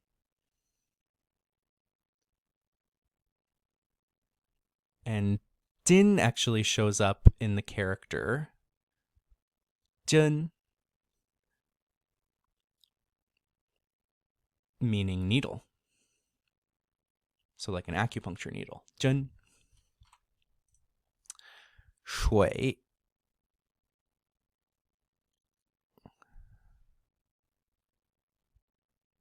water, which again can be abbreviated into those 3 dots if it's functioning as a radical. Oh, and I think I forgot fire. There we go. 火.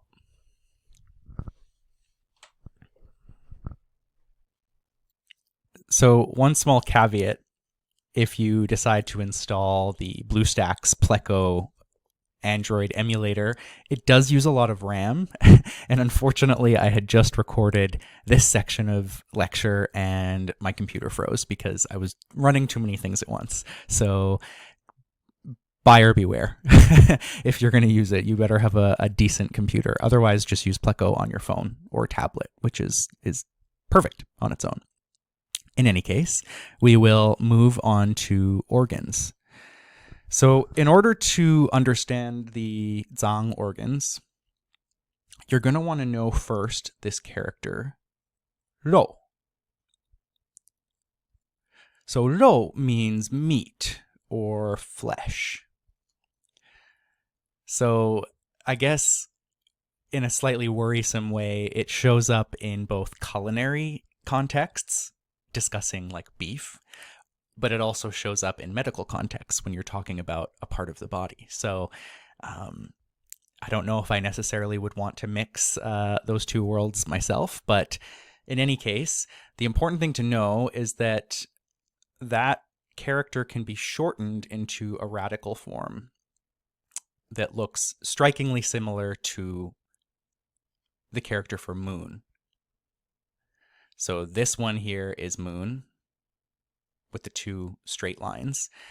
Sometimes you'll see these lines a little more offset when it's ro, but not always. So I fell into the trap of thinking that it was actually the moon that was the radical for the zang organs, and it was a connection of the moon being yin and it being the yin organs. And I told myself this whole story only to find out that it was false. So be careful with the assumptions that you make, because you can be wrong. Even if the explanation that you're giving yourself sounds good, it's not always the case. So now that we know ro, we can look at our zang organs. So we have gan, so flesh radical, and then gan is the sound there. And it's the same for pretty much all of the others. We have pi, spleen. Let's do all the ones with the flesh radical. So we've got fei, lungs, and then kidneys throw off the game a bit because they still do incorporate the flesh radical, but it comes at the bottom of the character rather than the side. And then the heart, being the monarch, being the governor of the other organs, of course, has to throw things off. So it does not include the flesh radical. I always struggle to draw this in a pretty way myself. I don't. For some reason, I hate the character for sin. When I'm writing it, at least. In any case, we've got gan, pi, xin, fei, shen. And those are our zang organs. Moving on to vital substances, we've got xue for blood. And xue actually depicts an empty vessel, which is that character. And that line at the top is the blood pouring into it from a sacrifice, so a ritual sacrifice of an animal. So a bit morbid, but we've got blood there. The next is jing. So we have the radical on the side for rice grain. And then our sound comes from the right side, which on its own is pronounced qing, but in the context of this character, the whole thing is pronounced jing or essence. I would really recommend memorizing this piece because it shows up in a lot of characters. So sometimes it's pronounced qing, sometimes it's pronounced jing, but for the most part, you're going to have a sound like that. So it's really great when you're looking at sound examples. One is we have the heart radical there. Okay, a little bit ugly, but you get the idea. If you can put the speech radical beside it, and it becomes another qing. So it's super useful to recognize that.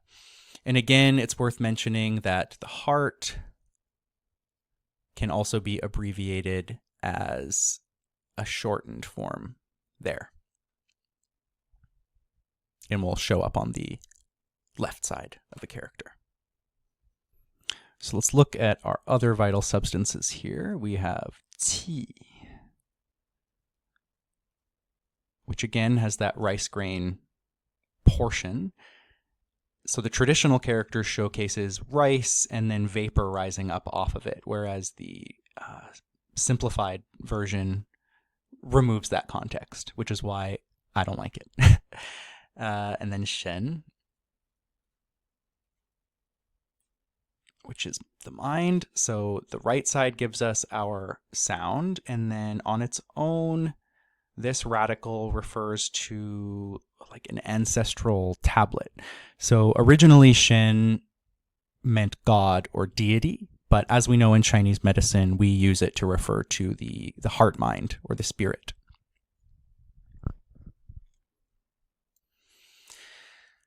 The other two characters I want to talk about are xiao and da. So small and big, but it can also mean minor and major, which is super helpful for herbal decoctions. So there's certain herbal formulas that are like a smaller version. So 小柴胡汤 is one, and then 大柴胡汤, minor and major. But two other very useful characters there. So I am clarifying a mistake that I made earlier, and I was initially just going to redo that part of the video, but I realized that this is a really good learning opportunity. So when I was teaching you about the characters for the pathogenic factors, we came across this character for feng, or wind, and I talked about how in the center of that character is the chong, or bug radical, meaning insect. And I told you that story about how it could have been an early interpretation of infectious disease, which is a really great story. But I'm on this forum right now reading about the etymology of that character. And apparently the modern use of the character feng is actually due to a mistake in history. It's a clerical error. And we have to remember that back when Chinese texts were being copied, they didn't have printing presses, they didn't have printers, they didn't have copy and paste. It was people who were writing out these things and copying them. And sometimes people copied things wrong. And sometimes those mistakes became widely used. So apparently the modern version is actually a variant. So the bug radical initially had nothing to do with the character for wind. If we look back at the original form of the character, apparently feng was a picture of an elaborately adorned mythical bird. And the idea of wind was more connected to the flapping of a bird's wings, or the soaring on the wind, rather than the bug that I mentioned. But yeah, you can see just through history how from that classical image, there have been so many variations of that character before we finally get to the modern day. But that's something that I literally just learned this afternoon. And that's the kind of thing that you need to be comfortable with when you're studying classical Chinese. You're going to have to always be willing to update and to edit the knowledge that you have. And sometimes it's going to be a story or a meaning that holds a lot of sentimental value to you. You know, sometimes it almost hurts to have to change your understanding. But as we get more archaeological evidence coming out of China, as we get more linguists studying etymology of characters, things that we thought were true 50 years ago are turning out to not be true now. So it's really important when you're looking at studying etymology of characters at really making sure that you're using up-to-date sources, because within the matter of a few years, things can change. But yes, my initial description of the character feng is not completely true, unfortunately. But now we know, which is great. So we're going to take some of the characters that we've learned and form some simple sentences. So we're going to keep this pretty basic, but I just want to show you how some of these characters can work together. So we have xin, heart, 主 governs, 舌 tongue. So the heart governs the tongue. 心生血 heart generates blood. So the heart generates blood. 心生血 super straightforward. This is a case of that 知, that classical particle that I was talking about, functioning as a possessive S. So 肝, liver, the liver's qi. 肝之气, so the qi of the liver. 肝之气. This next one's a bit longer. Remember that wei or wei, depending on the tone, functions as to be, or to regard something as, or to belong to a specific category. So 天, heaven, 为阳, 地, 为阴. So heaven is regarded as yang, earth is regarded as yin. And some of these have been pulled directly from the classics. So you're getting a taste of what literal classical medical Chinese looks like. Some of these I've pulled from things like the Neijing. Others I've just created myself from the characters that we've learned. But you get a good idea. So here we have 医治病也. Physicians treat illness. And then 也 is, again, a period or marks the previous statement as a statement of fact. So physicians treat illness. That feels like a statement of fact to me. 医治病也. So physicians treat illness. Here we have 热伤神. Heat injures 神, the mind. So heat damages the mind. 热伤神. Next, 汤之味咸也. So soup or the decoction, possessive s, flavor is salty. 咸也. 汤之味咸也. So the flavor of the soup or the soup's flavor is salty. Here we have what's called a parallel passage. So you'll notice that the grammatical construction here is the exact same as this sentence about heaven and earth, except this time we are talking about 夏 and 冬, so summer and winter. 夏为阳, 冬为阴. So summer pertains to yang, winter pertains to yin. And then this last one here, I don't believe that I taught you this character. So yu is a conjunction that connects two nouns. So by looking at this, we know that the character that comes before and after must be two nouns. So we have yan, eyes, bi, nose, possessive s, fu, so the skin, hong ye is red. So the eyes and nose, their skin is red. So this is a sentence that I created. I'm treating a lot of seasonal allergies right now, seeing a lot of red eyes, red noses. So this is another example of a text piece that you may see, but this one was created by me. So 眼与鼻之父红也. So this is just a taste of the types of sentences that we will be creating in the next module of this course. This grammar here is pretty simple. The excerpts are pretty short, but over time, I would like to have enough students at the place that we can dive into more advanced texts, paragraphs, and longer. And if we really have a community of folks working together, we could even work on translation projects as a team, which is very, very exciting to me. So if this kind of thing lights you up, if this kind of subject matter really gets you going, definitely let me know, and we will find ways to keep that fire going.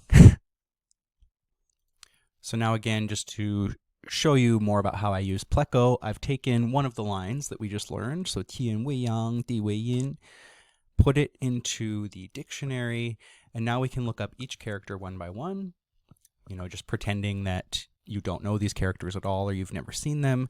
And then what you can do on the mobile app is you can click this little plus sign here on any of the words that you want to save as flashcards. So we can go through,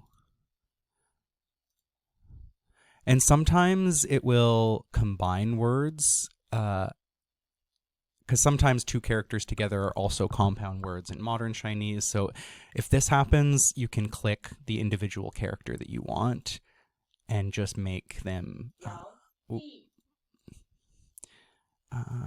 perfect. Okay, so we've got a few flashcards there. And then we could go to our flashcard section here, organize cards. So as of now, they're all uncategorized, which is fine. But you can create folders and such. So if we were to do a test, okay, begin test session, and then the characters come up like that. And then, perfect, reveal entire card, yang. And you can choose which dictionary you want to be the main one that pops up in your definition. I think we just have the Outlier Essentials one right now. But in any case, another super, super useful tool. Another thing you can do as well is you can copy a larger excerpt and go to this clip reader here. So let's go back to ChatGPT. We can copy the excerpt that I did earlier. And once it's on your clipboard, it will show up in this text reader on Pleco. And then you can just click the characters one by one. So some of my dictionaries are Chinese. So you obviously would have dictionaries that come up with a English definition like this. But this is a super useful tool because you can just go through character by character and make flashcards directly inside this app as well. When you're using this app on your mobile device, there's also a screen reader. So if you're reading a Chinese book on, let's say, the Kindle or even an article online, but it doesn't allow you to copy and paste, you can have the screen reader up and it will essentially read your screen live and translate live. There's also a file and ebook reader, so you can upload things like text files and such to the app as well. And then another really, really cool feature that I don't think I can use because I'm on a computer is this live and still OCR. So you can actually just hold your phone above, let's say, a newspaper or a menu and get live character translations with your camera. So we're living in the future, man. Super cool stuff. But that's essentially how I would recommend studying these texts or gaining some familiarity. So when I first started studying classical Chinese medical texts, I knew very few of the characters, to the point where I essentially needed to translate almost 90% of every single sentence that I read. But I would go into an app like this, I would paste an excerpt, and I would go character by character. And even if that meant I only did one sentence per day, it was still one sentence per day. But you'll be amazed at how quickly these characters stick and how quickly you're able to start understanding things, because there is a lot of repetition in the grammatical style. There's a lot of repetition in the characters used, especially in medical texts. There's a lot of really, really common terminology that comes up again and again and again. So knowing the names of the organs, knowing the name of the sense organs, knowing the name of different tissues and colors and things like that, it will come up again and again and again. So, and that's one of the things that I like about studying medical Chinese, is that there is a really kind of set jargon that seems to come up again and again, because with some of the philosophical texts that you read in introductory classical Chinese courses, a lot of it is poetry, a lot of it is military strategy, and you're reading these texts and learning these words that really have no use to you in your daily life. You know, we're not going to war fighting on horseback. We're not, weaving silk with a loom ourselves. Like, there's a lot of these allegories that are super beautiful, but what I like about medical texts is they're very grounded in clinical practice, and a lot of the things that you read, you can immediately connect to some aspect of clinic. So it's one of the things that keeps classical Chinese medicine really alive for me. It makes it feel like a living, breathing thing, whereas some of the introductory textbooks that you come across for classical Chinese are a bit drier, in my opinion. Yeah. So our next couple characters, very frequent in classical medical text, we have jing. And jing can mean channel, like as in the channels and collaterals, jing luo. But it can also mean classical text. So the nei jing is the inner canon or inner classic. So same character for both. It's worth noting that the left-hand radical means silk threads. And then the other part of the character is actually a visual representation of threads situated on a loom. So this has a very strong meaning when it comes to the threading together or the warp and the weft of the channel system, which is really, really fascinating. The next character, mai, is our pulse. So you'll notice we have that flesh radical again, ro. And then on the right-hand side, we have this part of the character, pai. So pai on its own refers to like a delta or a river with offshoots. So I guess you can consider the pulse to be like a flesh river, which is a gross thing to think about, but the image is quite strong. Moving on to zhen, to diagnose. So we have, to begin with, the radical for speech, which implies that there is a spoken element to diagnosis. You kind of have to put a label on it, speak it out into the world, and communicate that to your patient. So zhen is diagnosis. And then if you have been paying attention, our next word here, zheng, meaning symptom or syndrome, has that chuang or ne radical, meaning illness. So that's the same radical that we had for bing or illness. So we have zheng, which is a symptom, and bing, which is illness. The next character, wei, meaning flavor or taste. And this is the same character in that formula, or sorry, that herb that I showed you earlier, wu, 5, wei, zi, 5 flavor seed, or schisandra berry. And you'll also notice that we have that radical for mouth. So that box there. So we know, just like the character for chi or to eat, we know that it has something to do with the mouth. So flavor, taste, mouth, pretty clear there. The next character is one that you may not be familiar with, shang. And this is damage or injury or harm. So shang, if we add han, cold, as we learned previously, Shanghan, the Shanghan Lun is the treatise on cold damage by Zhang Zhongjing. So Shanghan is cold damage, but Shang on its own just means injury.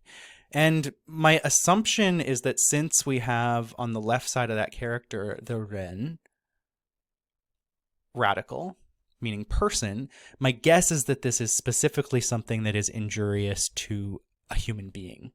So something that causes harm to our bodies and our form. The next character is xing.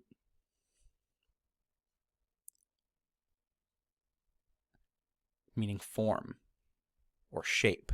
So often when we're talking about something that is going to cause physical damage to our actual body, we're talking about the xing. Whereas if we're talking about the more energetic or vital side of the body, that might be more akin to talking about qi.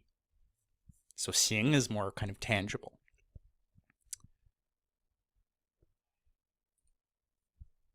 Sheng is one that you may have seen before. This is an extremely common character. Sheng. This means to generate, or just life, or to live, or to birth something. This is one that you'll see very frequently in discussions of the 5-element cycle, because if we're looking at the generating cycle, the Sheng cycle, wood generates fire. Wood gives rise to fire. And then conversely, we have Si, which means death, or to die. So to jump back a little bit, if you remember that character we learned, Zi, which means to result in, you can have something that Zi Sheng or Zi Si. Something that results in life or longevity, or something that results in death. 则生 or 则死.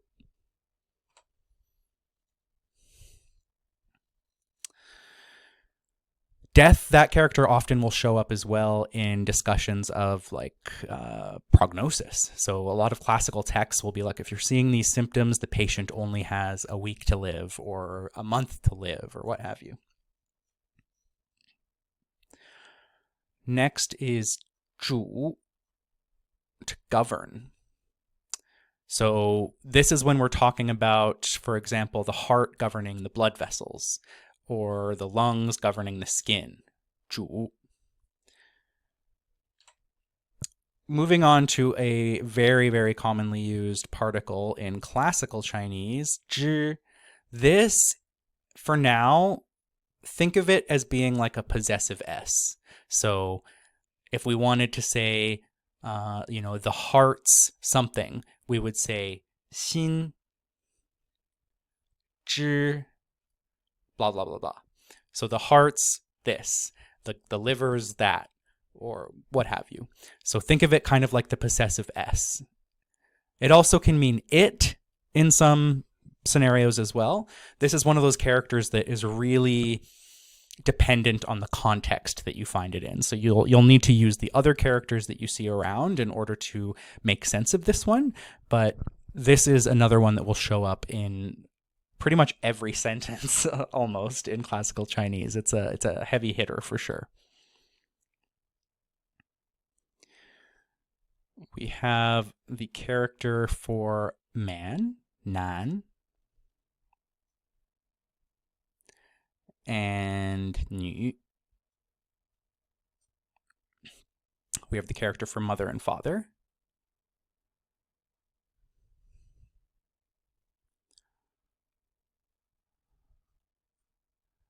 So 母 and 父. And you'll notice that the next character actually includes the character for mother within it. So we have 3 dots for the water radical, and then that same shape for mother. But this means 海 or ocean. So you may have heard of the 血海,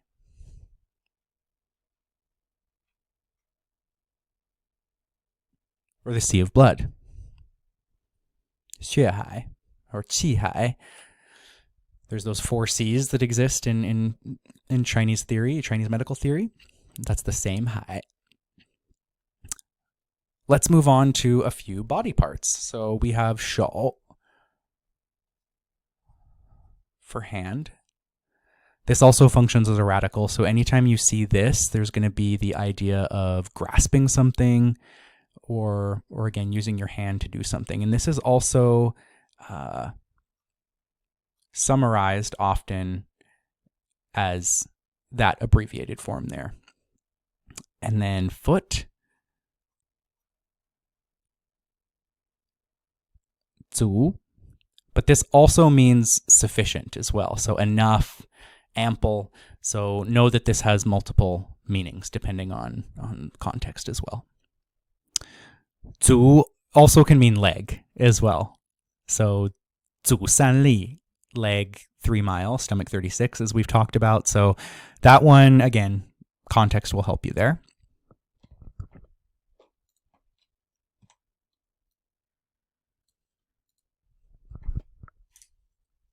Okay, let's move on. Tall.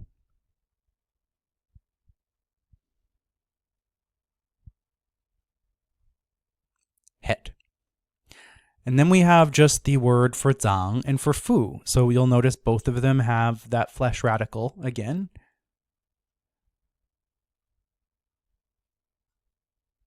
Zang is a tricky character to write, if I'm honest. Zang and fu. Oh, whoops. Whatever. Doesn't need to be perfect.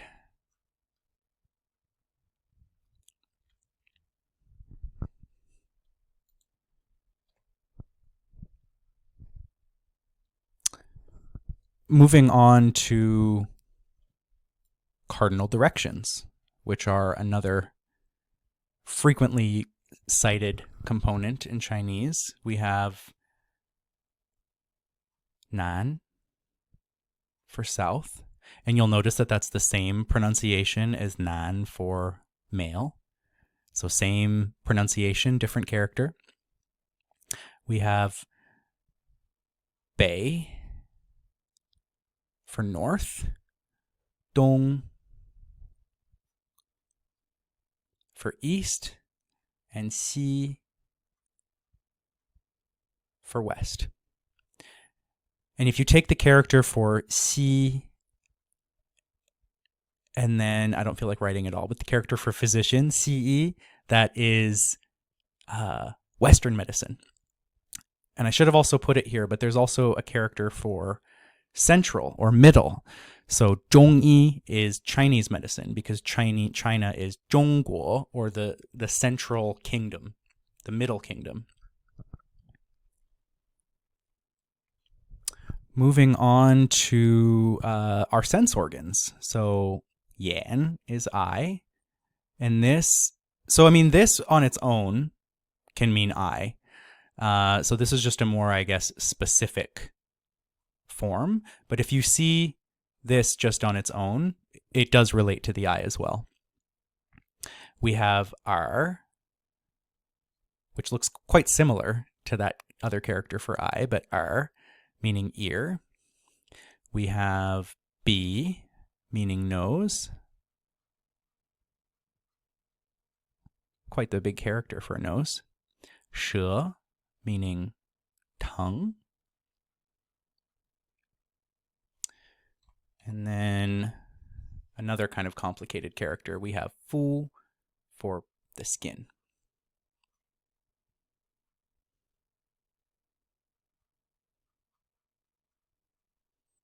Yeah, close enough.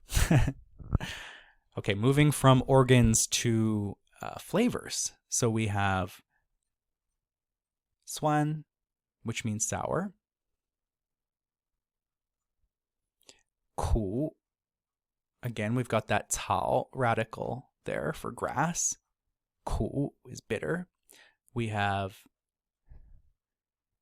tian for sweet. Xin for pungent. And then xian for salty, which is also another extremely complicated looking character. I don't even know if I can see the full thing at this. I might have to zoom in on that. In any case, close enough. We're pretty much there. Let's zoom in on that one and see.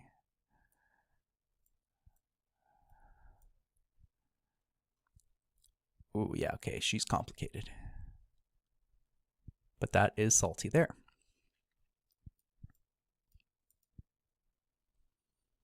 Moving on to our seasons. These are some of my favorite characters to write. So we have chun for spring. And again, you'll notice that there's that little radical for day or for sun there. We have qiu autumn. 夏 for summer. And 冬 for winter. Those show up a lot in the Neijing. To wrap things up here, we will go over some colors and then just a few miscellaneous terms there as well. Oh, and I know I went over this earlier. And sorry, I need to edit the definition there on the video, but 针 is needle.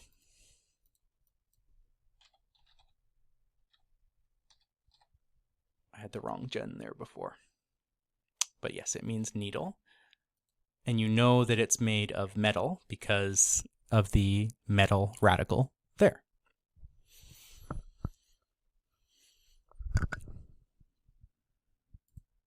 Okay. Now we'll get to our colors here. So we have huang, yellow.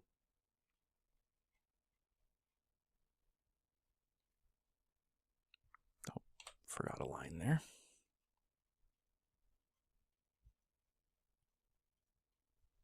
Hong, red.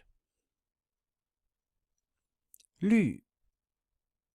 That's that fun little U with the 2 dot sound that we discussed before. Lan.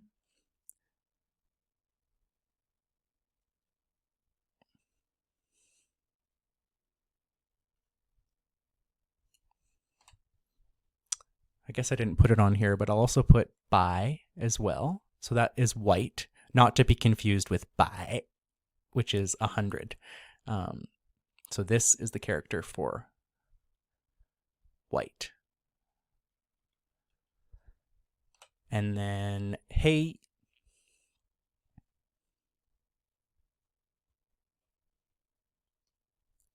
Or black. And again, we have that fire radical at the bottom. So you can imagine something that has been scorched to the point that it is charred and black.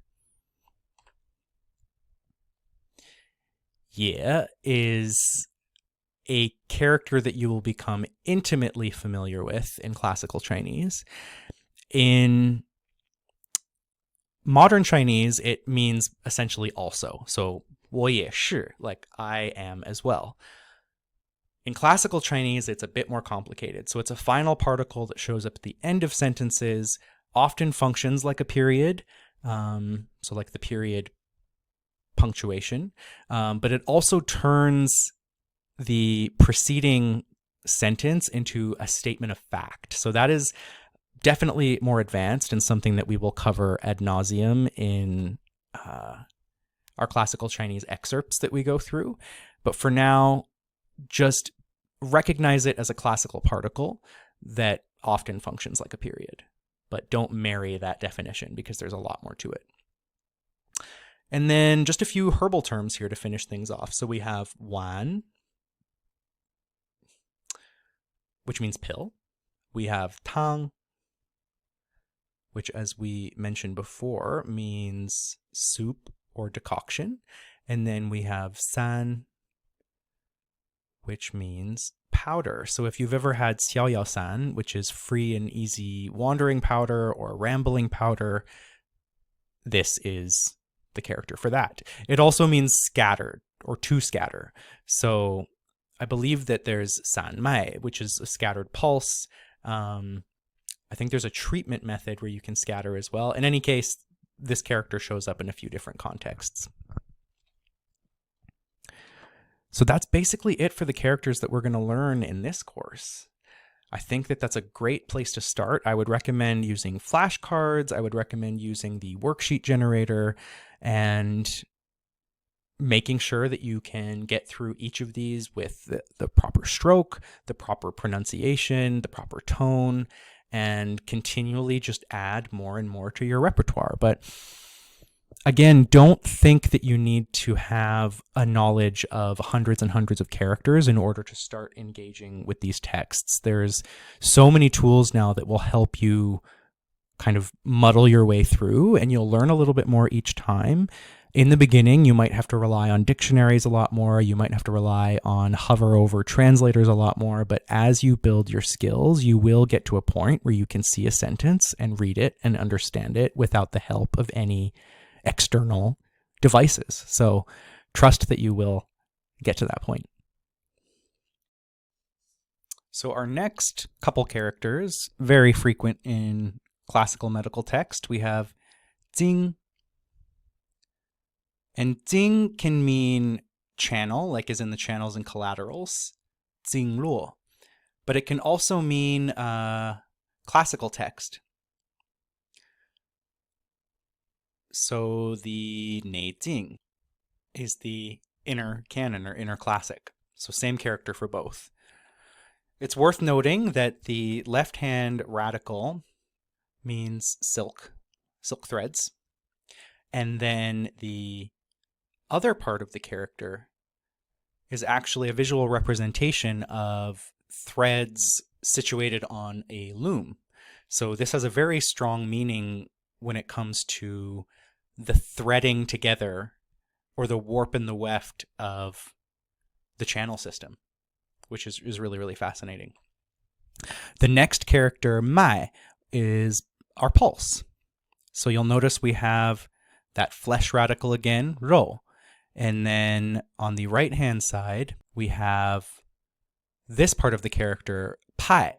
So pai on its own refers to like a delta or a river with offshoots. So I guess you can consider the pulse to be like a flesh river, which is a gross thing to think about, but the image is quite strong. Moving on to zhen, to diagnose. So we have, to begin with, the radical for speech, which implies that there is a spoken element to diagnosis. You kind of have to put a label on it, speak it out into the world, and communicate that to your patient. So zhen is diagnosis.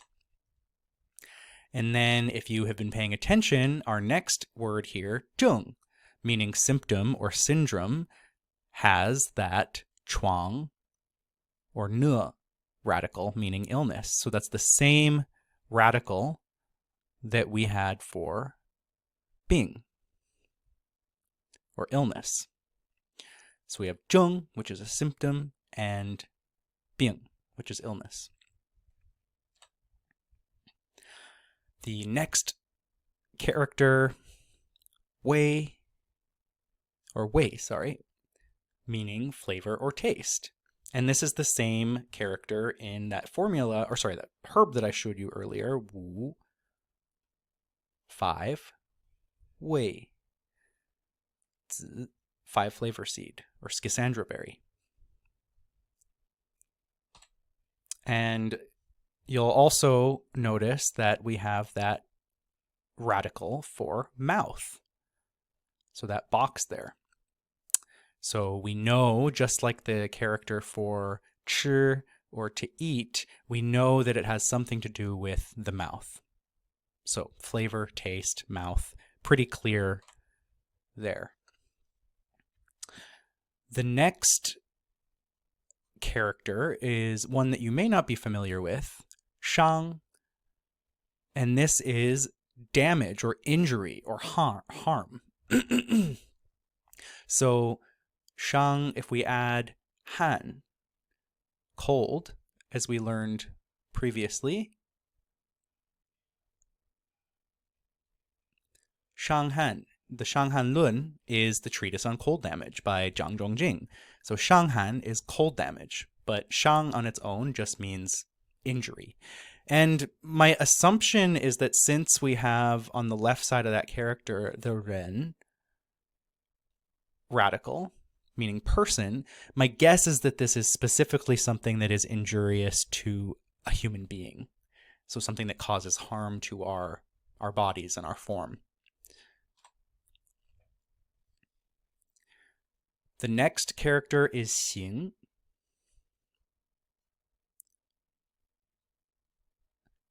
meaning form or shape. So often when we're talking about something that is going to cause physical damage to our actual body, we're talking about the xin.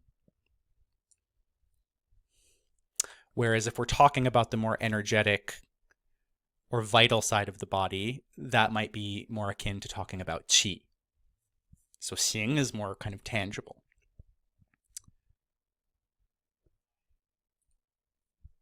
Sheng is one that you may have seen before. This is an extremely common character. Sheng, this means to generate or just life or to live or to birth something.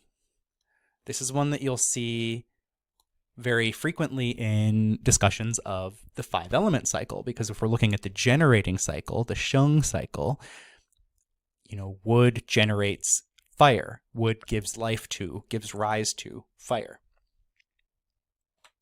And then conversely, we have Si, which means death or to die.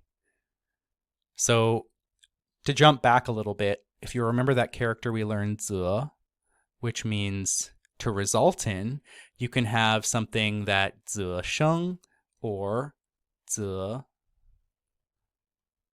Si. Something that results in life or longevity, or something that results in death. 则生 or 则死.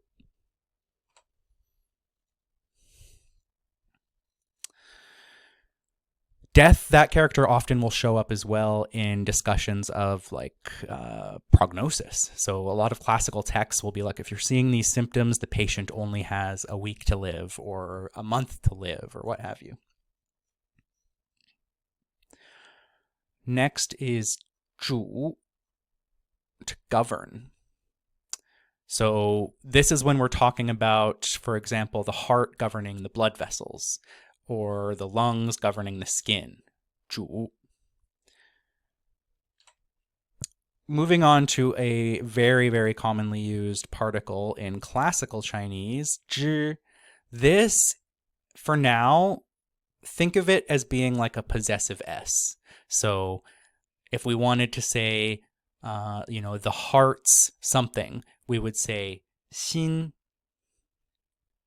知 blah, blah, blah, blah. So the heart's this, the liver's that, or what have you. So think of it kind of like the possessive S. It also can mean it in some scenarios as well. This is one of those characters that is really dependent on the context that you find it in. So you'll need to use the other characters that you see around in order to make sense of this one. But this is another one that will show up in pretty much every sentence almost in classical Chinese. It's a heavy hitter for sure. We have the character for man, nan, and 女. We have the character for mother and father.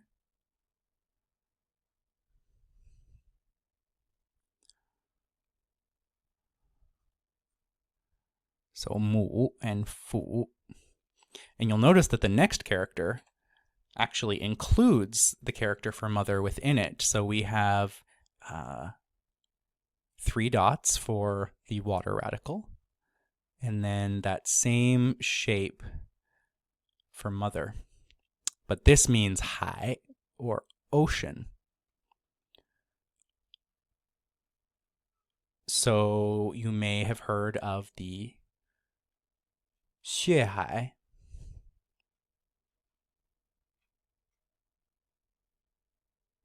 or the sea of blood.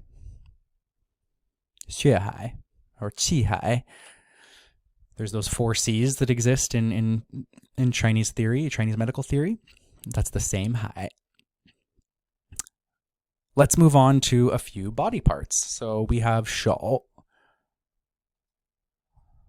for hand. This also functions as a radical. So anytime you see this, there's going to be the idea of grasping something, or again, using your hand to do something. And this is also summarized often as that abbreviated form there. And then foot, 足, but this also means sufficient as well. So enough, ample. So know that this has multiple meanings depending on context as well. 足 also can mean leg as well. So 足三里, leg 3 miles, stomach 36, as we've talked about. So that one, again, context will help you there.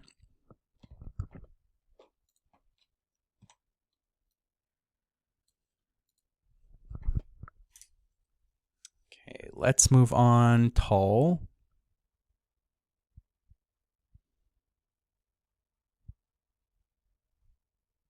Head. And then we have just the word for zang and for fu. So you'll notice both of them have that flesh radical again.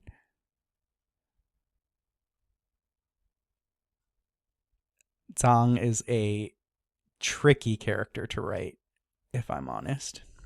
Zang and fu. Oh, whoops. Whatever. Doesn't need to be perfect.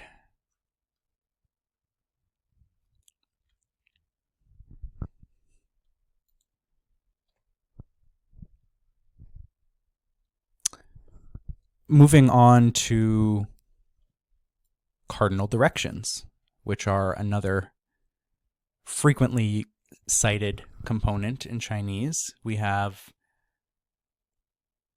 Nan for south, and you'll notice that that's the same pronunciation as Nan for male.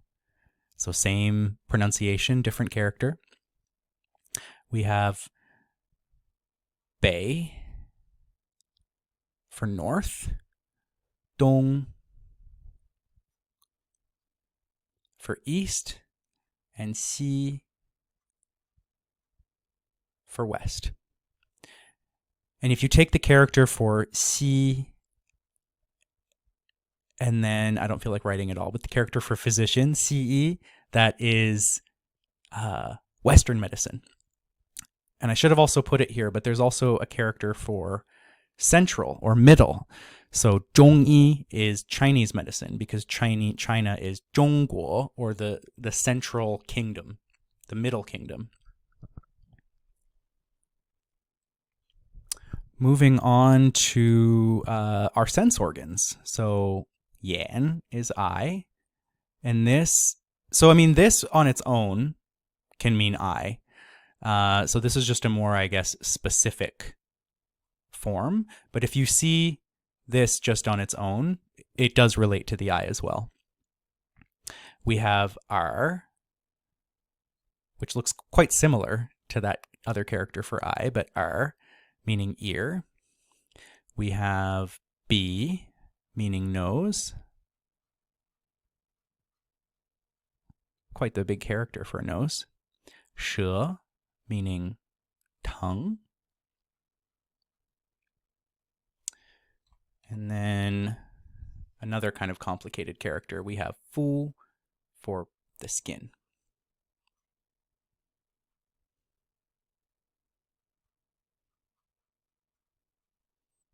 Yeah, close enough. Okay, moving from organs to flavors. So we have swan, which means sour. Ku, again, we've got that cao radical there for grass. Ku is bitter. We have tian for sweet. Xin for pungent. And then xian for salty, which is also another extremely complicated looking character. I don't even know if I can see the full thing at this. I might have to zoom in on that. In any case, close enough. We're pretty much there. Let's zoom in on that one and see.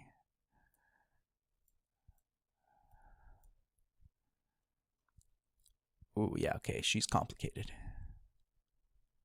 but that is salty there.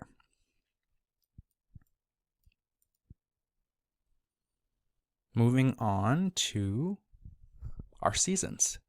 These are some of my favorite characters to write. So we have chun for spring.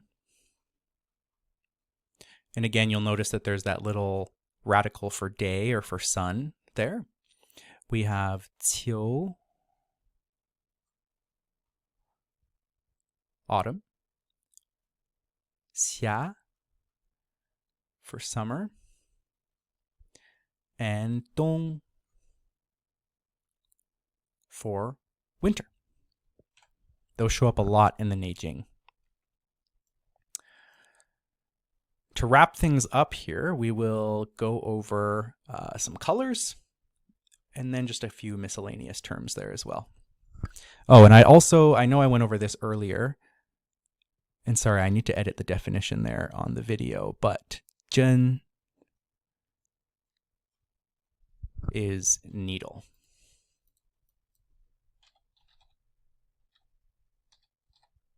I had the wrong zhen there before. But yes, it means needle. And you know that it's made of metal because of the metal radical there.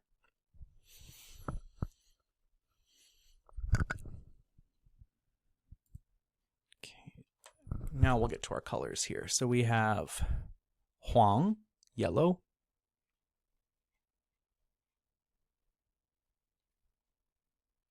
Oh, forgot a line there.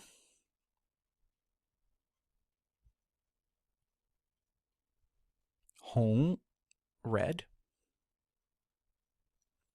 Lü. That's that fun little U with the 2 dot sound that we discussed before. Lan.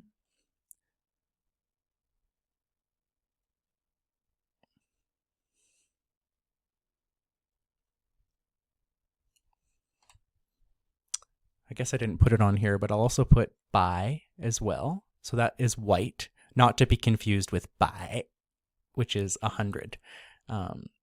So this is the character for white. And then hei,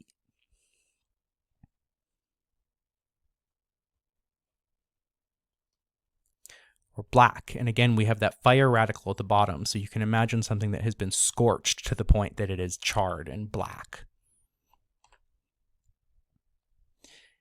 Ye is a character that you will become intimately familiar with in classical Chinese. In modern Chinese, it means essentially also. So 我也是, like I am as well. In classical Chinese, it's a bit more complicated. So it's a final particle that shows up at the end of sentences, often functions like a period. So like the period punctuation.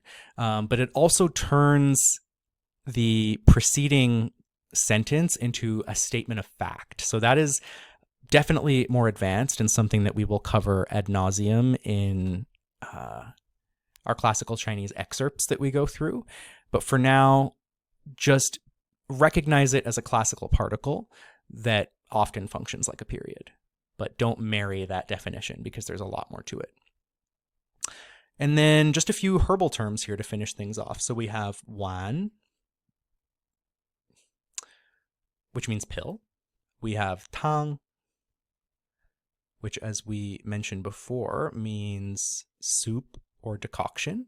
And then we have san, which means powder. So if you've ever had xiao yao san, which is free and easy wandering powder or rambling powder, this is the character for that. It also means scattered or to scatter. So I believe that there's san mai, which is a scattered pulse. I think there's a treatment method where you can scatter as well. In any case, this character shows up in a few different contexts. So that's basically it for the characters that we're going to learn in this course. I think that that's a great place to start. I would recommend using flashcards. I would recommend using the worksheet generator and making sure that you can get through each of these with the proper stroke, the proper pronunciation, the proper tone, and continually just add more and more to your repertoire. But again, don't think that you need to have a knowledge of hundreds and hundreds of characters in order to start engaging with these texts. There's so many tools now that will help you kind of muddle your way through, and you'll learn a little bit more each time. In the beginning, you might have to rely on dictionaries a lot more. You might have to rely on hover over translators a lot more. But as you build your skills, you will get to a point where you can see a sentence and read it and understand it without the help of any external devices. So trust that you will get to that point. So I thought today would be a great opportunity to show you how I utilize AI in my translation workflow. So I know that there's a lot of controversy around AI tools in general, whether it's text generation or image generation, but I think that when they're used properly, AI tools like ChatGPT can really speed up the learning process, whether it's creating vocabulary lists, formatting things for flashcard use, generating pinyin, explaining grammar, giving the historical context. And I find that it is an extremely useful tool. As with anything, there's always going to be some folks who abuse the tool, right? So, of course, there are going to be some folks out there who are going to plug characters into ChatGPT, get a translation, and try and pawn it off as their own. That goes without saying. There's always going to be people who are going to abuse these tools. Does that mean that they're inherently bad? I don't think so. I think that they are, for me, they have been one of the most useful tools in my learning. So let's show you some of the things that I use it for. So I'm in ChatGPT right now. I am pasting a excerpt that is something that I'm working on translating. This is for one of my assignments this week through the Triple Crown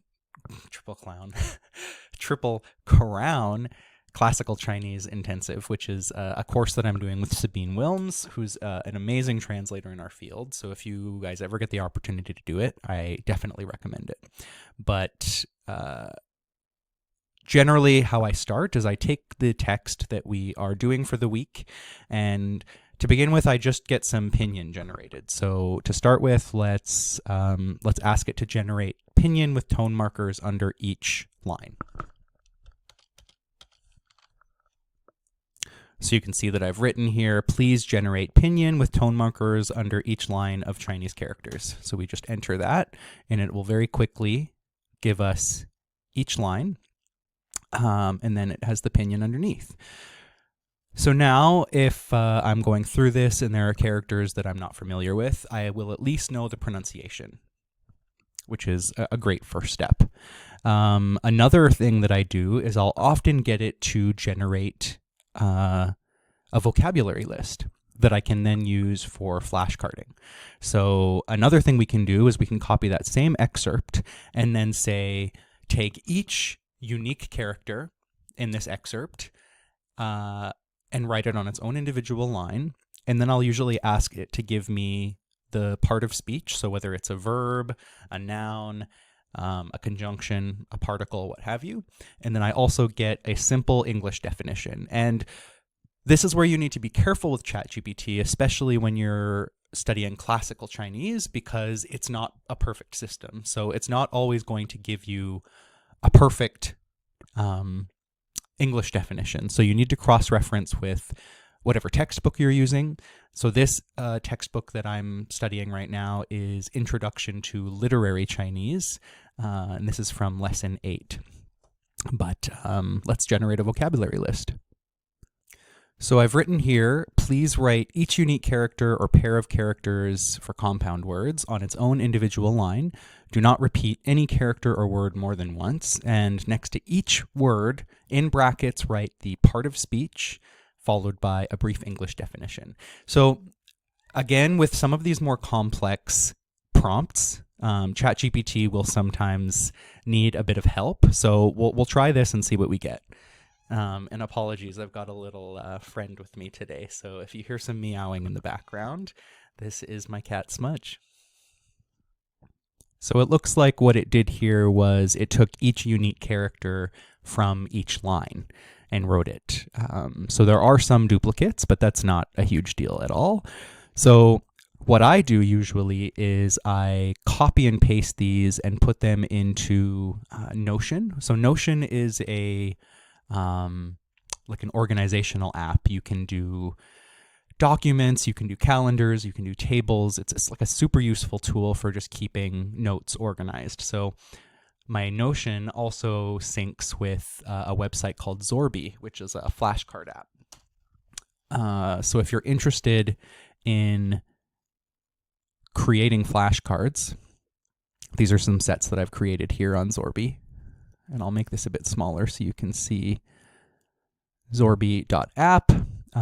So this is just an example of some of the flashcards that I've created utilizing AI tools to help me.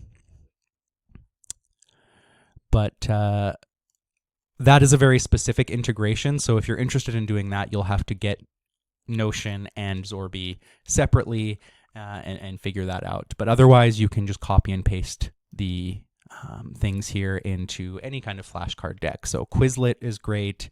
Anki is another like spaced repetition flashcard system that is really good. But this is, just another potential use of AI. And another thing that I could have done here is asked it to give me opinion beside each character as well. So I would probably redo this with that as well, so that I have the character, the opinion, the part of speech, and then the definition. So another thing that we can do that I've been playing with is getting some historical context as well. So sometimes if you're translating an excerpt from a textbook, you won't always know what the historical context is. They won't always give that to you, so you won't know if you're reading a text from the Warring States period or the Han Dynasty or what have you. So again, ChatGPT is not perfect in this regard, but it's another fun thing that we can try. So let's give it a shot here. So for this one, we're actually going to use a custom GPT that I created. So if you have the premium version of ChatGPT, you can create custom chatbots, essentially. So these are AI bots that have specific personalities, specific functions, specific roles that they excel at. So I created Grandmaster Jen here as a translation assistant. So what I'm going to do is I'm going to copy and paste the excerpt, or maybe let's even just do the title.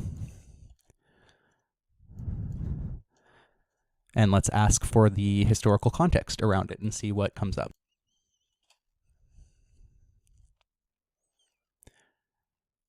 So we'll see what he says. He sometimes says things in a bit of a flowery way. Originates from the text. Mengzi. So Mengzi or Mencius is a philosopher. Context,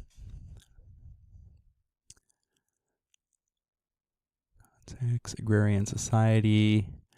Historical context during the Warring States period. Yeah, I mean, this is all sounding pretty legit. Yeah, I'll have to cross-reference this with my textbook, but it's just really neat to see that we can get this level of information like at our fingertips, right? I know that you could probably just look up the historical context on Google, but there's something really special about having almost like a conversation with a tool like this. I don't know. I'm totally in love with AI, as you can probably tell. Let's go back to our other discussion here. And let's see if we can get it to explain the grammatical aspects of any of these lines. So let's pick, let's say line 6 and see if it is able to explain the grammar of that line to us. Perfect. So they're essentially breaking it down word by word.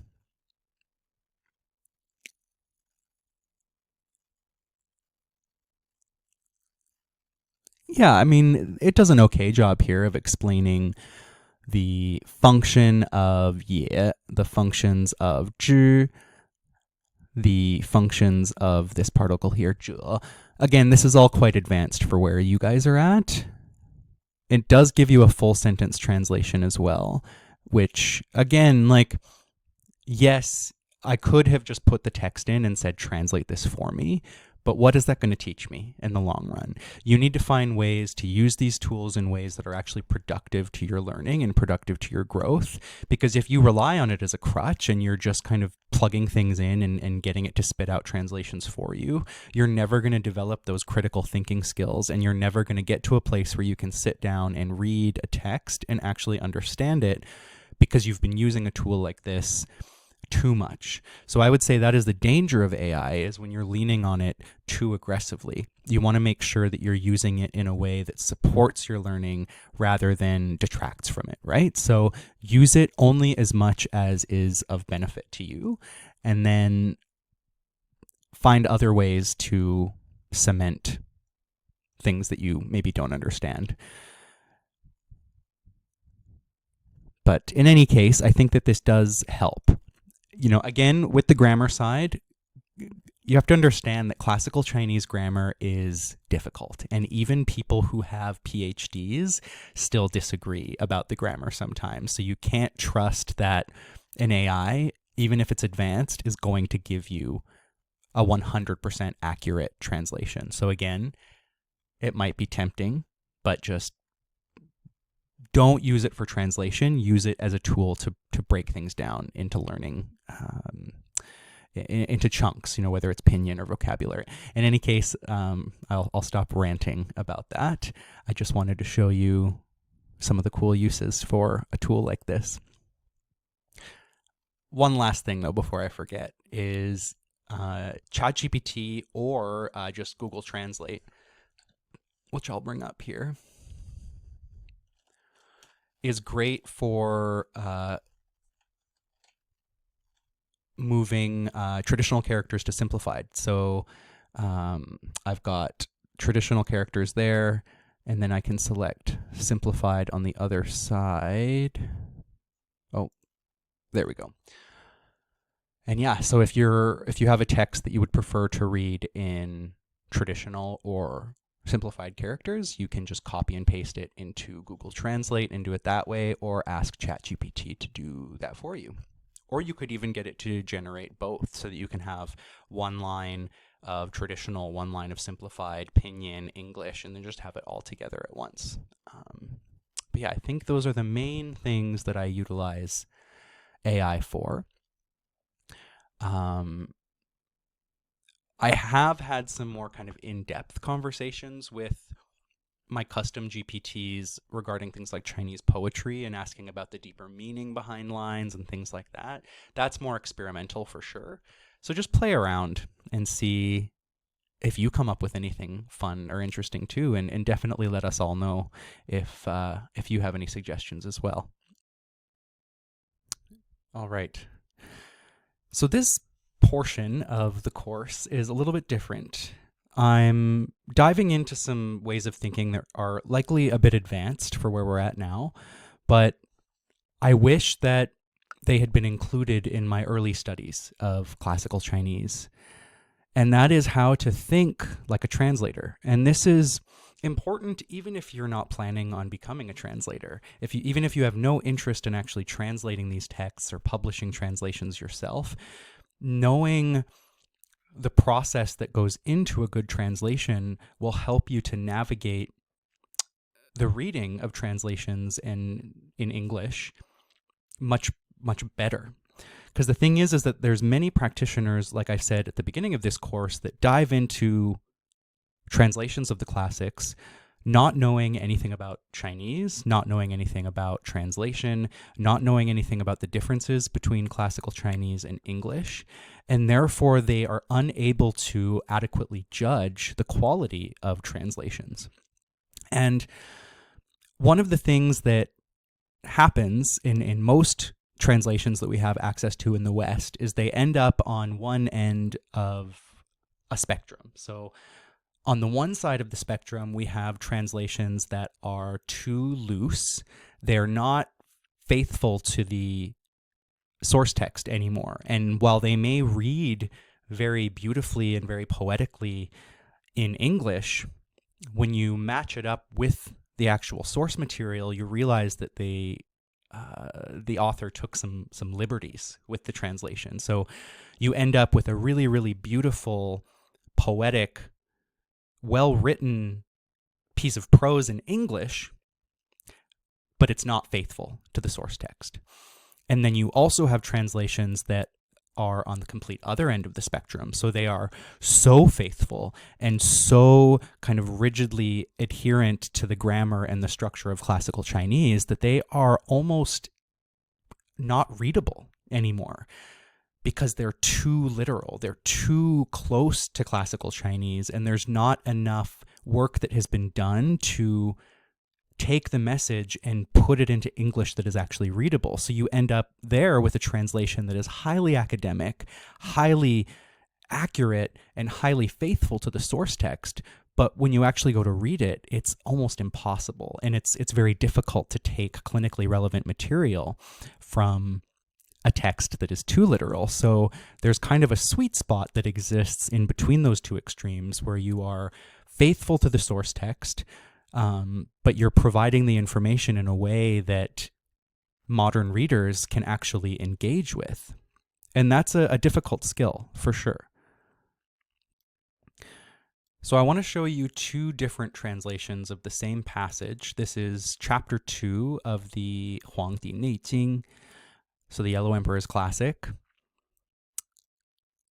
This is a translation by Mao Xingni. He translates the title of this chapter as The Art of Life Through the Four Seasons. This is a very well-known chapter from the Neijing. But you'll notice that his version is very, very readable. So the 3 months of spring season bring about the revitalization of all things in nature. It is a time of rebirth. This is when heaven and earth are reborn. During this season, it is advisable to retire early, arise early, go out walking in order to absorb the fresh, invigorating energy. This is the season in which the universal energy begins anew and rejuvenates. One should attempt to correspond to it directly by being open and unsuppressed both physically and emotionally. So that is beautiful.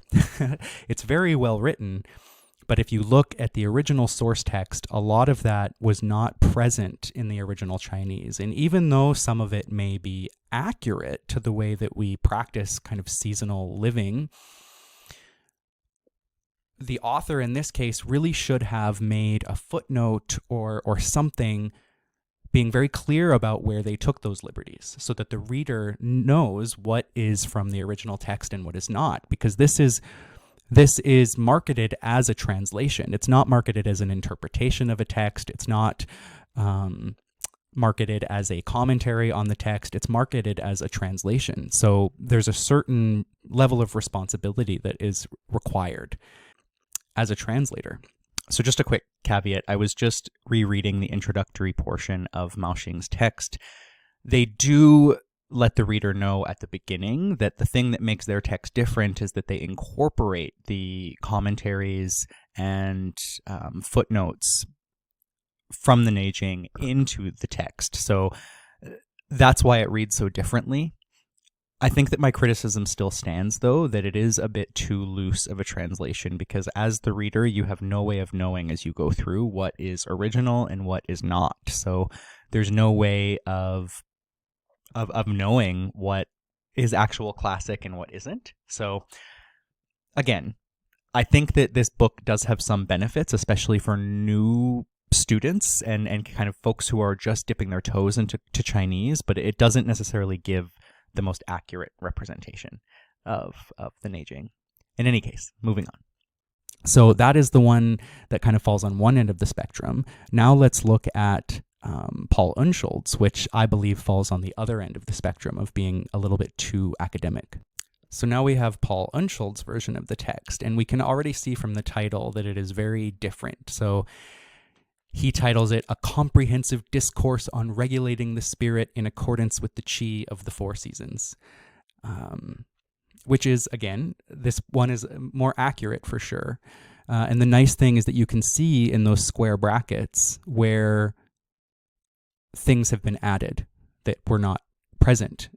And Unschuld is also great because he's got tons and tons of these footnotes of changes that he has made, commentators through history. It's very, very highly researched. But if we read the actual text, it's a little bit drier, I guess. So the 3 months of spring, they denote effusion and spreading. Heaven and earth together generate life. The myriad beings flourish. Go to rest late at night and rise early. Move through the courtyard with long strides. Dishevel the hair. Relax the physical appearance. Thereby cause the mind to orient itself on life. Give life and do not kill. Give and do not take. Reward and do not punish. So we can see that his translation is a lot more concise, a lot more terse, a lot more to the point, which is very characteristic of classical Chinese, but it's definitely a little bit less readable. It doesn't flow as well in English. And this isn't even the best example because I would consider this chapter to be pretty readable overall. But we get to certain chapters on, let's say, the channels where a lot of the jargon is very dense and there's not a lot of description on how to make it clinically relevant. So you're left there kind of scratching your head about what certain terms mean. So again, I think that both of these translations have their place and their time, but as a reader, you need to be able to suss out whether you're reading a translation that's faithful or not. And you don't need to be fluent in Chinese to do that. You don't need to be a translator to do that, but there are certain things to kind of keep an eye out for. The other difficult piece is that it's not even just the language that you need to know. Because the thing is that you can know the words, you can know the sentences, the semantics, the grammatical structure of classical Chinese, and you still may get things wrong because there's also the rhetorical context, there's the historical context. You know, there needs to be a discussion of who was the author, when was this written, what was the historical and cultural context it was written in, who is the translator, and when did they do their translation work, what is the educational background of the translator, what biases might the translator have, does the author of the original text or the translation have footnotes or explanations of why certain choices were made. Does the style of the text that we're reading in a translation feel like it's an accurate representation of classical Chinese? So like Unschuld, is it to the point? Is it concise? Or is it more flowery and poetic? Because a lot of translations will put things in more beautiful sounding words, but that's not how things were originally written. And then the other thing too is that certain translations will also omit chapters. So Mao Xingni's version of the Neijing does disclude a lot of content, and that's not necessarily made obvious right from the beginning either.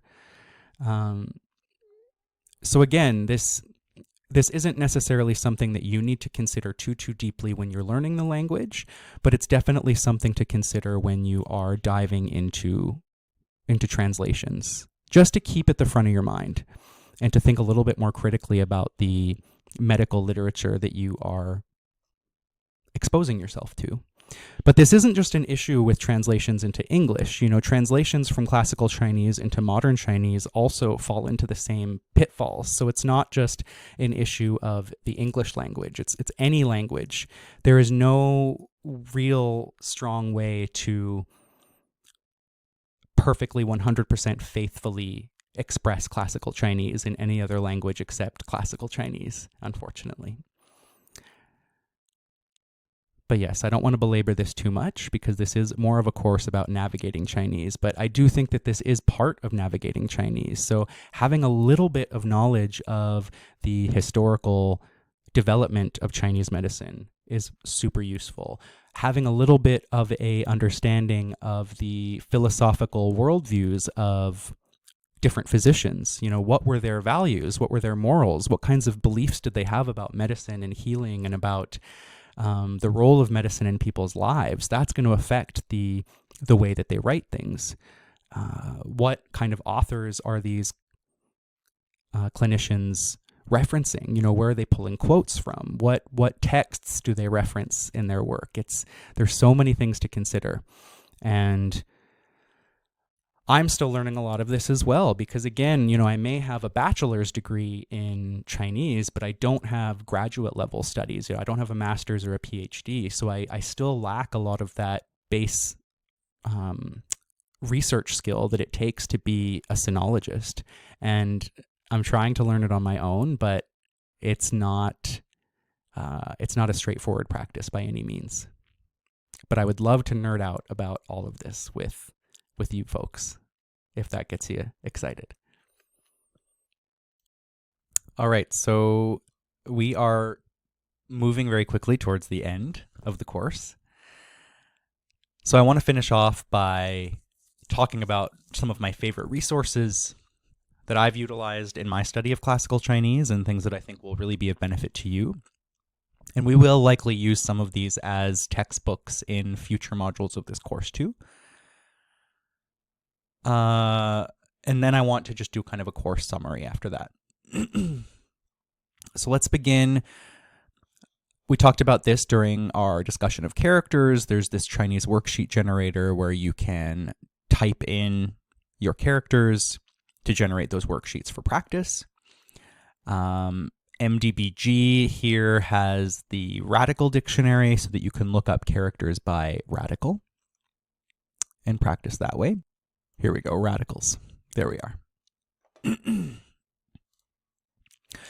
C-text, I don't think I have shown you yet. This is one of the biggest repositories of classical Chinese texts available. They have pretty much every Chinese medical classic that you can think of. So the Neijing, the Nanjing, the Shanghan Lun. Okay, maybe they don't have everything, but they've got a lot. And then one of the really neat things is that you can view it as a full text like this, but then you can also, if you click those two little arrows, it has its own built-in hover over dictionary so that you can read character by character. So rather than having to put it into the Pleco reader or something like that, you can just easily navigate on C-text, which is super, super useful. Pleco we've already talked about quite a bit. This is the kind of gold standard for dictionaries now. They've got so many different add-ons that are out of this world, amazing. And maybe let's go through some of my favorite add-ons for Pleco right now. So if you're going to be diving into classical Chinese, the Student's Dictionary of Classical and Medieval Chinese is pretty much non-negotiable. Like that's the dictionary right now that you can reference. At least the best one for Chinese to English. I've talked about the outlier dictionaries. So there's the outlier essentials and then the outlier expert, which has just a larger breadth of characters. You can get it for simplified or traditional.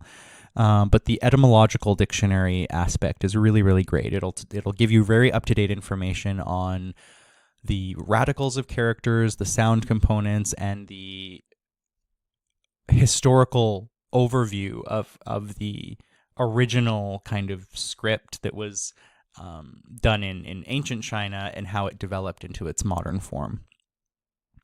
Practical Dictionary of Chinese Medicine is great for specific medical terms.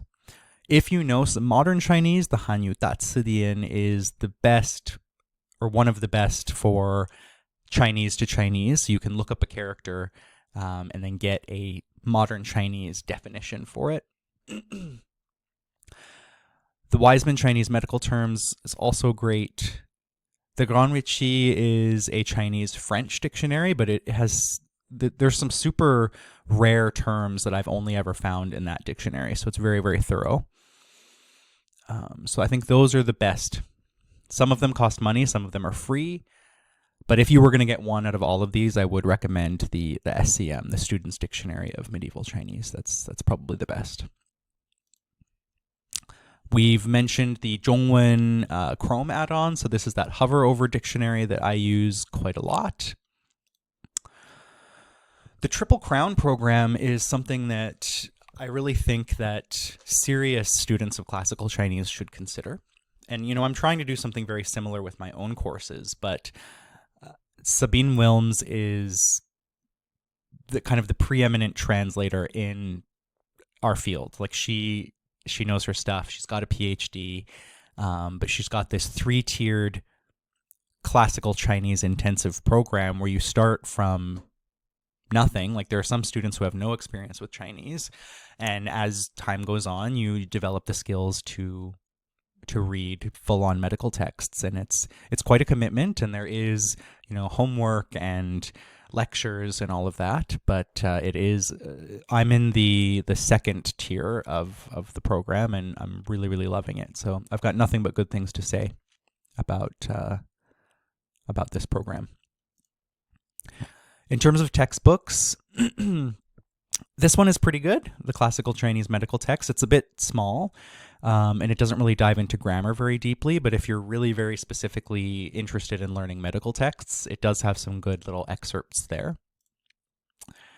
Classical Chinese for Everyone, I would say, is the best introductory textbook. This is what we started with in the Triple Crown course. So if you're going to start from the beginning, this is the best overview of grammar and will really give you a solid introduction.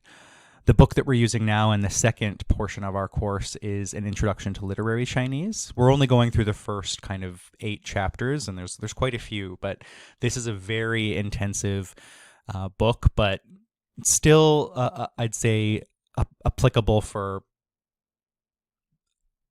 upper beginner to intermediate students. This is the book that I used when I was in my university program at the University of Alberta. It's a lot. The texts are quite intense, quite thorough. I don't know if I was a huge fan of this book, but it's another good option, if you're looking to increase the size of your library. And I think that is all of the recommendations I have for resources at this point. And if I ever find anything else that I love, I will definitely include it on the community forum portion of the Podia Needlewise website. So keep an eye out for updated and exciting resources. So just to sum things up,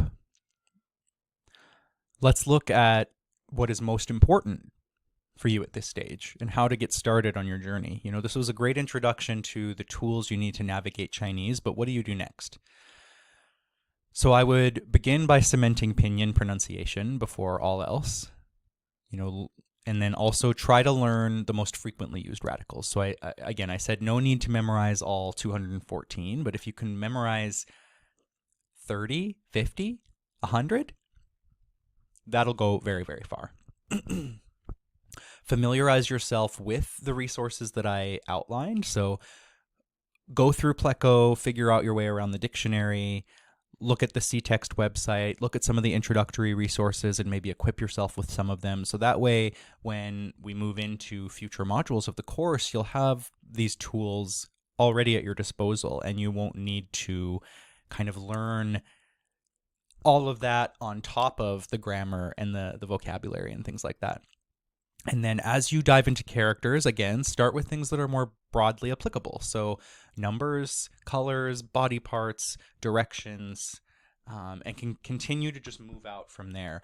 And then you can also think about categories related to specific areas of Chinese medicine that you want to study. So herbal names or acupuncture point names, gynecological terms, things like that.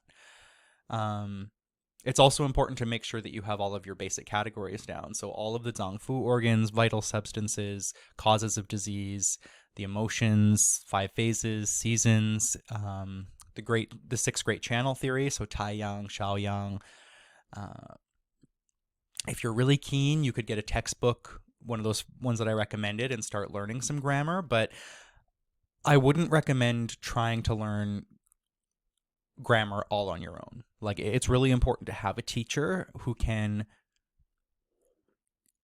help you to avoid bad habits right from the get-go. I early on, even though I had a university instructor for classical Chinese, they weren't really teaching us so much as just reciting things out of a textbook. So I did have a lot of bad habits before I joined that Triple Crown program with Sabine Wilms, and I have had to unlearn a lot of bad habits myself. So if I can help you all to avoid that step, that would be great. Another thing you can try is going onto CText and working through really short excerpts from the classics. So doing that hover over dictionary and kind of learning character by character. It might seem slow, it might seem rote, but it really is a helpful tool. Remember, you can use AI as well to help speed up your journey, and then keep an eye out for future courses from me. Another thing worth mentioning too is that I know we talked about ChatGPT for different ways to break down pinyin and things like that, but you can also use it to create learning schedules. So let's do a quick example here. So I just wrote here, I want to spend the next 3 months gaining an understanding of basic classical Chinese characters and grammar. Help me create a study outline week by week. So let's see what it comes up with. 12-week study plan. Beautiful. So yeah, as you can see, it really breaks it down into a really clear step-by-step. And you could ask it for more details. You could ask it to break things down day by day even. You can get as much detail as you want, but just another example of something you can do to speed up your learning. That is about it though for the course. It's, again, impossible to fit everything into just a few hours, but I really hope that you enjoyed this introduction to Chinese and to some of the tools that you can utilize on your learning journey. I hope that this has gotten you excited about the possibility of diving into the classics and developing skills, because I really think that your practice will benefit, your life will benefit, and yeah, I mean, learning classical Chinese and steeping myself in this kind of cultural aspect of Chinese medicine and philosophy has definitely changed my life. I have very different ways of thinking now, very different worldviews from reading things like Confucius or the Tao Te Ching, and I really just want to continue sharing that passion with other people. So keep an eye out for more, and thank you so much for being the first cohort of students in Needlewise. I can't wait to see where this all goes. Love you. Bye.